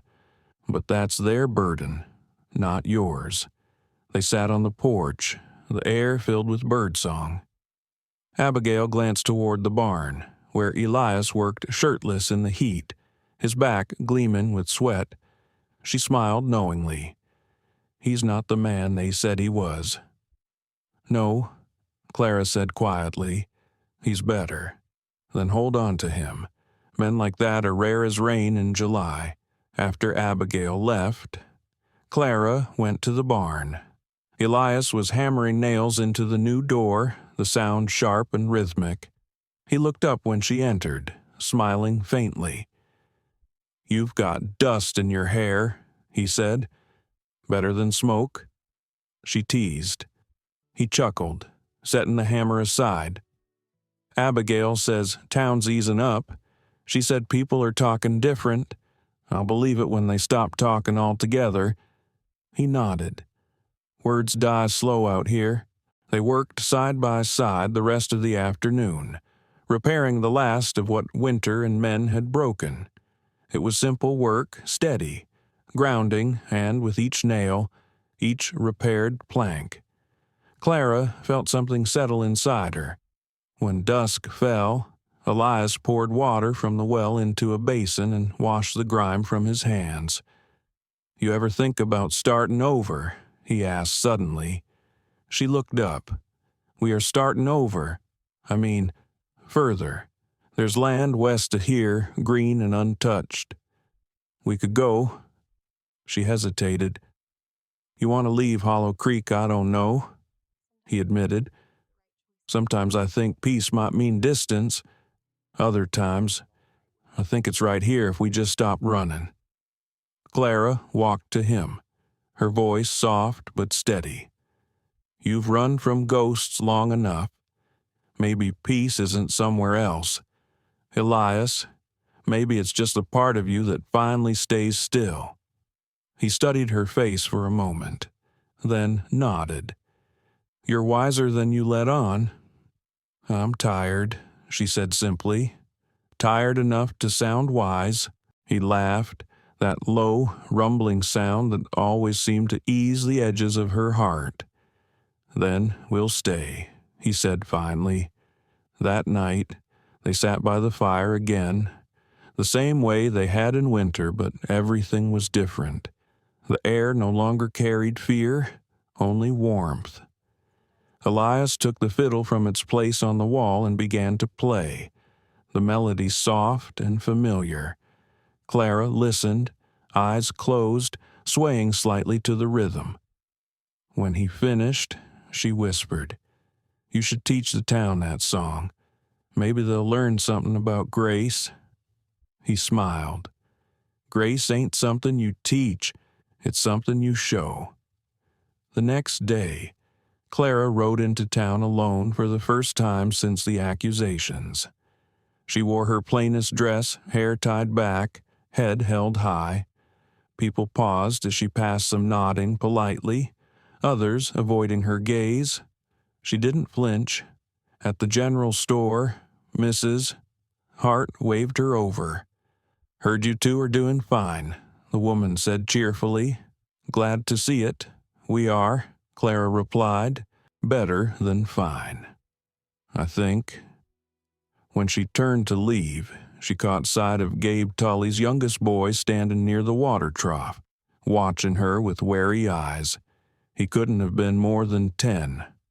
On impulse, she knelt, offering him an apple from her basket. "Your father was a good man once," she said gently. "Maybe you'll be better." The boy hesitated, then took it. His small voice barely carried. "I didn't think you'd talk to me." Clara smiled. Everyone deserves a start. When she returned to the ranch, Elias was waiting at the gate. "How was it?" "Quiet," she said. "That's all I ever wanted." He grinned. "Quiet's the loudest kind of peace." That evening, they shared supper on the porch, the sky painted in streaks of pink and silver. Scout dozed beside them, tail flicking lazily. Clara leaned against Elias's shoulder, her voice low. "You ever think about what forgiveness looks like?" He thought for a long moment before answering. "Maybe it's not words or prayers. Maybe it's just waking up and choosing not to hate the day." She nodded. "Then we're learning." As the sun sank below the ridge, fireflies began to drift through the fields. The smell of fresh rain still clung to the air. The land, once marked by smoke and bitterness, now glowed with life. Before heading inside, Elias turned to look out at the valley. "You know," he said quietly, "when I first met you at that train station, I thought you'd break out here." Clara smiled, eyes glinting in the fading light. "Maybe I did. Maybe that's how I learned what I was made of." He reached for her hand. "And what's that?" She looked out at the horizon, where the first stars began to shine. "The same thing this land is," she said softly. "Weathered, strong, still here." He kissed her then, slow and sure, the kind of kiss that wasn't about passion but about belonging. When they pulled apart, the world around them felt whole again. In the distance, thunder murmured a gentle reminder that storms never truly stop. They just learn to pass. But for now, the night belonged to them, and to the quiet promise of all they'd endured. Spring stretched into early summer, and Hollow Creek began to breathe differently. The air lost its edge, trading frost for the hum of cicadas. Life returned in its simplest forms, the steady rhythm of chores, laughter at the market, and the faint sound of music spilling from Abigail Hart's porch on warm evenings. For Clara, the quiet no longer felt heavy. It had become something sacred, something alive. Every morning she woke before dawn, watching the mist lift from the valley, the first light catching the folds of the hills. Elias would join her soon after, carrying 2 mugs of coffee. They didn't need to speak much words. They'd learned were often too small for peace. One morning, she found him sketching something on the back of an old feed ledger. "What's that?" she asked. He turned the paper toward her. A map, or maybe a memory. She leaned closer. The page was covered in rough lines, fence borders, creek bends, old trails leading west. He'd marked a small star in the center of their land. "That's us," he said. "Right there. Feels good to see it on paper." "It's more than good," she said softly. "It's real." He smiled. After a lifetime of wandering, I needed proof of that. They spent that day working side by side, repairing the roof, oiling the saddle leather, mending the chicken coop. The sun baked the earth, and the air buzzed with life. Every sound felt like part of a larger song, the hammer's rhythm, the creak of the well pulley, the rustle of Clara's skirts in the wind. By evening, when the sky turned bronze, they sat beneath the big oak that shaded the western fence line. Elias poured them each a sip of whiskey from a small flask. To what she asked. He grinned. To surviving ourselves. She laughed softly, clinking her cup against his. "I'll drink to that." The whiskey burned, but in the kind way, the kind that warms from the inside out. After a moment, she said, "Do you ever think about what comes after all this?" He raised an eyebrow. "After peace," she nodded. "After we've rebuilt, after the land's healed. What then?" He leaned back against the tree trunk, thoughtful. "Maybe that's the thing. Clara, there's no after. Life doesn't move in straight lines out here. It circles back, makes you start over and over again. Maybe peace isn't an ending. It's the space between storms." She smiled, letting the words sink in. The silence between storms. She repeated softly. That night, a gentle rain began to fall, tapping on the roof like a familiar melody. They left the windows open, listening to it as they drifted to sleep. Days rolled by in their quiet rhythm. One afternoon, Sheriff Dugan stopped by. His horse was lathered from the ride, his face lined with worry. "Need a favor," he said, dismounting. "There's a missing boy. Went out trapping near the river 2 nights ago. Never came back." Clara's heart clenched. "Whose boy Gabe Tully's?" Dugan said. Elias and Clara exchanged a look. "We'll help," Elias said immediately. By dusk, a small search party formed, men from town, torches in hand. They rode along the river, calling the boy's name into the gathering dark. The storm clouds above rolled heavy and low.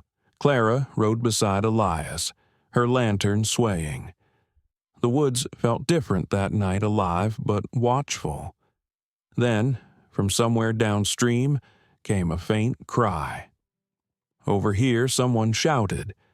They found the boy huddled beneath a fallen log, shivering, his leg twisted at an odd angle. His eyes were wide, terrified, but when he saw Clara, he whispered, "I thought no one would come." She knelt beside him, wrapping her shawl around his shoulders. "We came," she said gently. "You're safe now." Elias carried the boy on his horse, steady and sure through the storm. By the time they reached town, the rain had stopped. Gabe Tully stood waiting outside the sheriff's office, his face hollow with fear. When Elias handed the boy down, Gabe froze, shame and relief crashing together in his eyes. "Thank you," he said finally, his voice breaking. "Didn't think you'd come." Not after Elias stopped him with a small shake of his head. "A man doesn't measure worth in grudges," he said. "He measures it in what he saves." Gabe nodded, unable to speak. The boy clung to his father, and for the first time, Clara saw something like forgiveness pass between them. As they rode home, the air was cool and clean again. The stars had come out, scattered like new promises across the sky. Clara looked at Elias, his face lit faintly by the starlight, and whispered, "You gave him back more than his son tonight. You gave him a chance to be better." He shook his head. "You did that, Clara. You never stopped believing people could change." She smiled. "Maybe because I did." When they reached the ranch, dawn was beginning to gray the horizon. The land smelled of rain and redemption. Clara dismounted slowly, her body aching but her heart impossibly light. Inside, she poured them each a cup of coffee. The fire crackled back to life, the room glowing warm again. Elias sat beside her, silent, content. After a long while, she said, "Maybe forgiveness isn't a word either. Maybe it's just what you do next." He nodded, eyes soft. "Maybe it's both. What you do and who you do it for." Clara looked out the window, where the mist was lifting from the fields, and smiled faintly. Then maybe the silence between storms isn't empty after all. Elias reached for her hand, and they sat there as the light grew, the valley waking once more around them. The world didn't owe them calm. It never had, but for the first time. They didn't need anything more than what was already here. The wind moved through the trees, gentle as breath.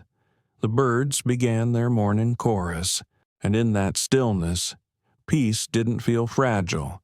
It felt earned. Summer deepened, and the hills around Hollow Creek glowed with tall grass and golden light.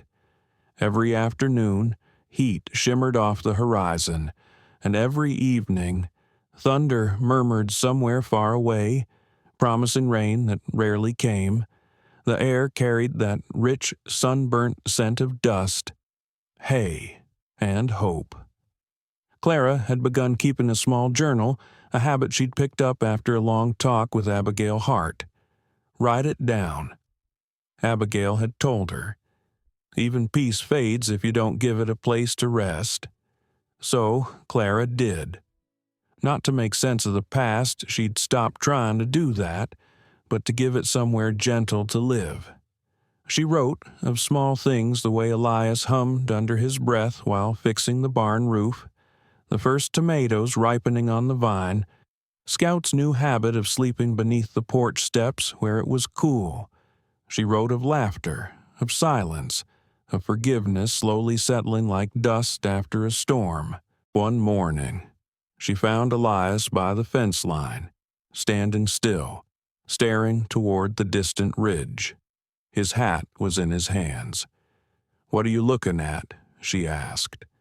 "Nothing in particular," he said, though his voice carried that tone she'd learned meant everything. "Just thinking how this land used to feel like punishment. Now it feels like memory." She joined him, resting a hand on the weathered post beside his. "Memory can be kind, if you let it." He smiled, faint but real.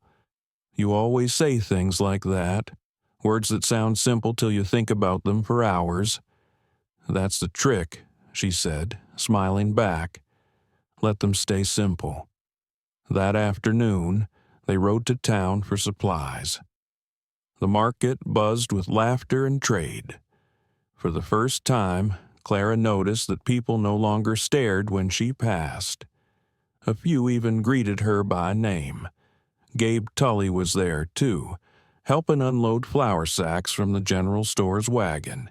When he saw them, he tipped his hat. "Afternoon, McAllister." "Miss Whitmore," he said quietly. Elias nodded. "Afternoon. Gabe." The moment was short, but it held the kind of weight that could move mountains. When they rode away, Clara whispered, "You think he's all right? I think he's trying. Elias said.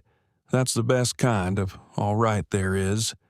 By the time they reached home, clouds had begun to gather a slow, deliberate stacking of grays across the western sky. The air thickened, restless, and the first low growl of thunder rolled through the valley. "Storm's coming," Elias said. Clara looked up, eyes soft. They always do. That night, as the rain began to fall, they worked together to close the shutters and move the horses to the barn.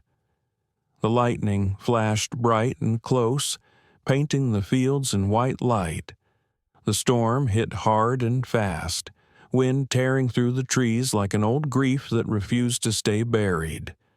In the chaos, one of the horses broke loose. Elias ran into the rain after it, shouting over the thunder. Clara followed, her skirts clinging to her legs, heart hammering. They found the horse near the creek, tangled in a broken gate. The water had risen dangerously high, roaring against the rocks. "Careful," she yelled. "I've got him," Elias called back, pulling the rope free. A branch cracked overhead, and before she could shout a warning, it fell, grazing his shoulder, knocking him to his knees. Clara waded forward, grabbing his arm. Together, they stumbled through the mud until they reached solid ground again.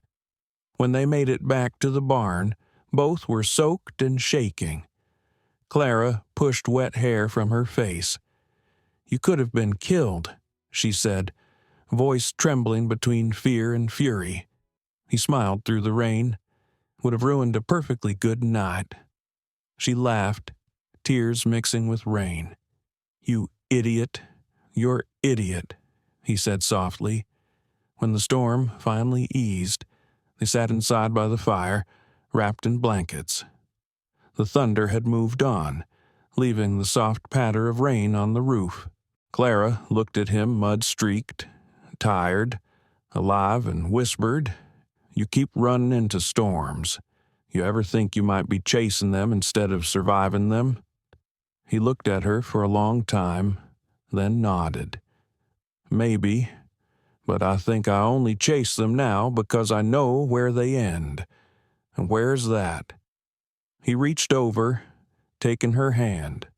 "Here, always here." She leaned into him, resting her head on his shoulder. The firelight flickered across the walls, dancing in time with the rhythm of their breath. For once, the world outside could rage all it wanted. Inside, they were unshaken. When morning came, the valley shone. The rain had washed everything clean. The fences gleamed, the creek ran clear, and the air was full of that electric scent of renewal. Clara stepped outside barefoot, feeling the cool mud beneath her toes. Elias joined her, his arm slipping easily around her waist. "Look," she said, pointing toward the far hill. The storm had torn a few branches, but in their place, wildflowers had bloomed overnight, tiny, bright, resilient. Elias smiled. "The land remembers, doesn't it?" "It does," she said. "Every hurt, every healing, but it forgives too." They stood there for a long while, watching the light spill over the hills, the sky open and wide and endless above them. Later that day, Clara opened her journal again and wrote, "Peace isn't quiet. It's the sound of two hearts still beating after everything else has gone still. It's the space between storms, the courage to plant again, the grace to forgive what the land remembers." She closed the book, setting it on the windowsill, where the sunlight could warm its pages. As evening fell, Elias brought out the fiddle once more. The tune he played was new, not mournful, not triumphant, but steady and sure. The kind of song that belongs to people who've seen the worst of the world and still choose to build something beautiful out of what's left. Clara listened, smiling. The sound filled the house, spilled into the valley, carried by the wind across the fields they'd saved together, and when the last note faded, she whispered, "Thank you for what he asked, for staying," she said simply. He reached over, brushing her hand. Always. Outside, the stars blinked awake, one by one, and the land exhaled beneath them quiet, alive, forgiving. The story she expected a monster husband. But the cowboy at the train said, "I'll be kind," is a gentle reminder that, despite life's many losses and prejudices, kindness is still a beacon of light for lost souls. Elias and Clara not only found each other, they found themselves through silence, through pain, and through choosing forgiveness over resentment. This story teaches us that healing does not come from forgetting, but from daring to live on, daring to believe that we are still worthy of love. For those who have experienced loneliness, hurt, and closed hearts, remember, sometimes just saying, "I will treat you well," is enough to change a person's life. Thank you for accompanying, listening, and sharing with us. If you find this story touching your heart, please like, share the video, and subscribe to the channel to spread the warmth, kindness, and hope together. See you in the next stories, where we believe that kindness always has its own voice.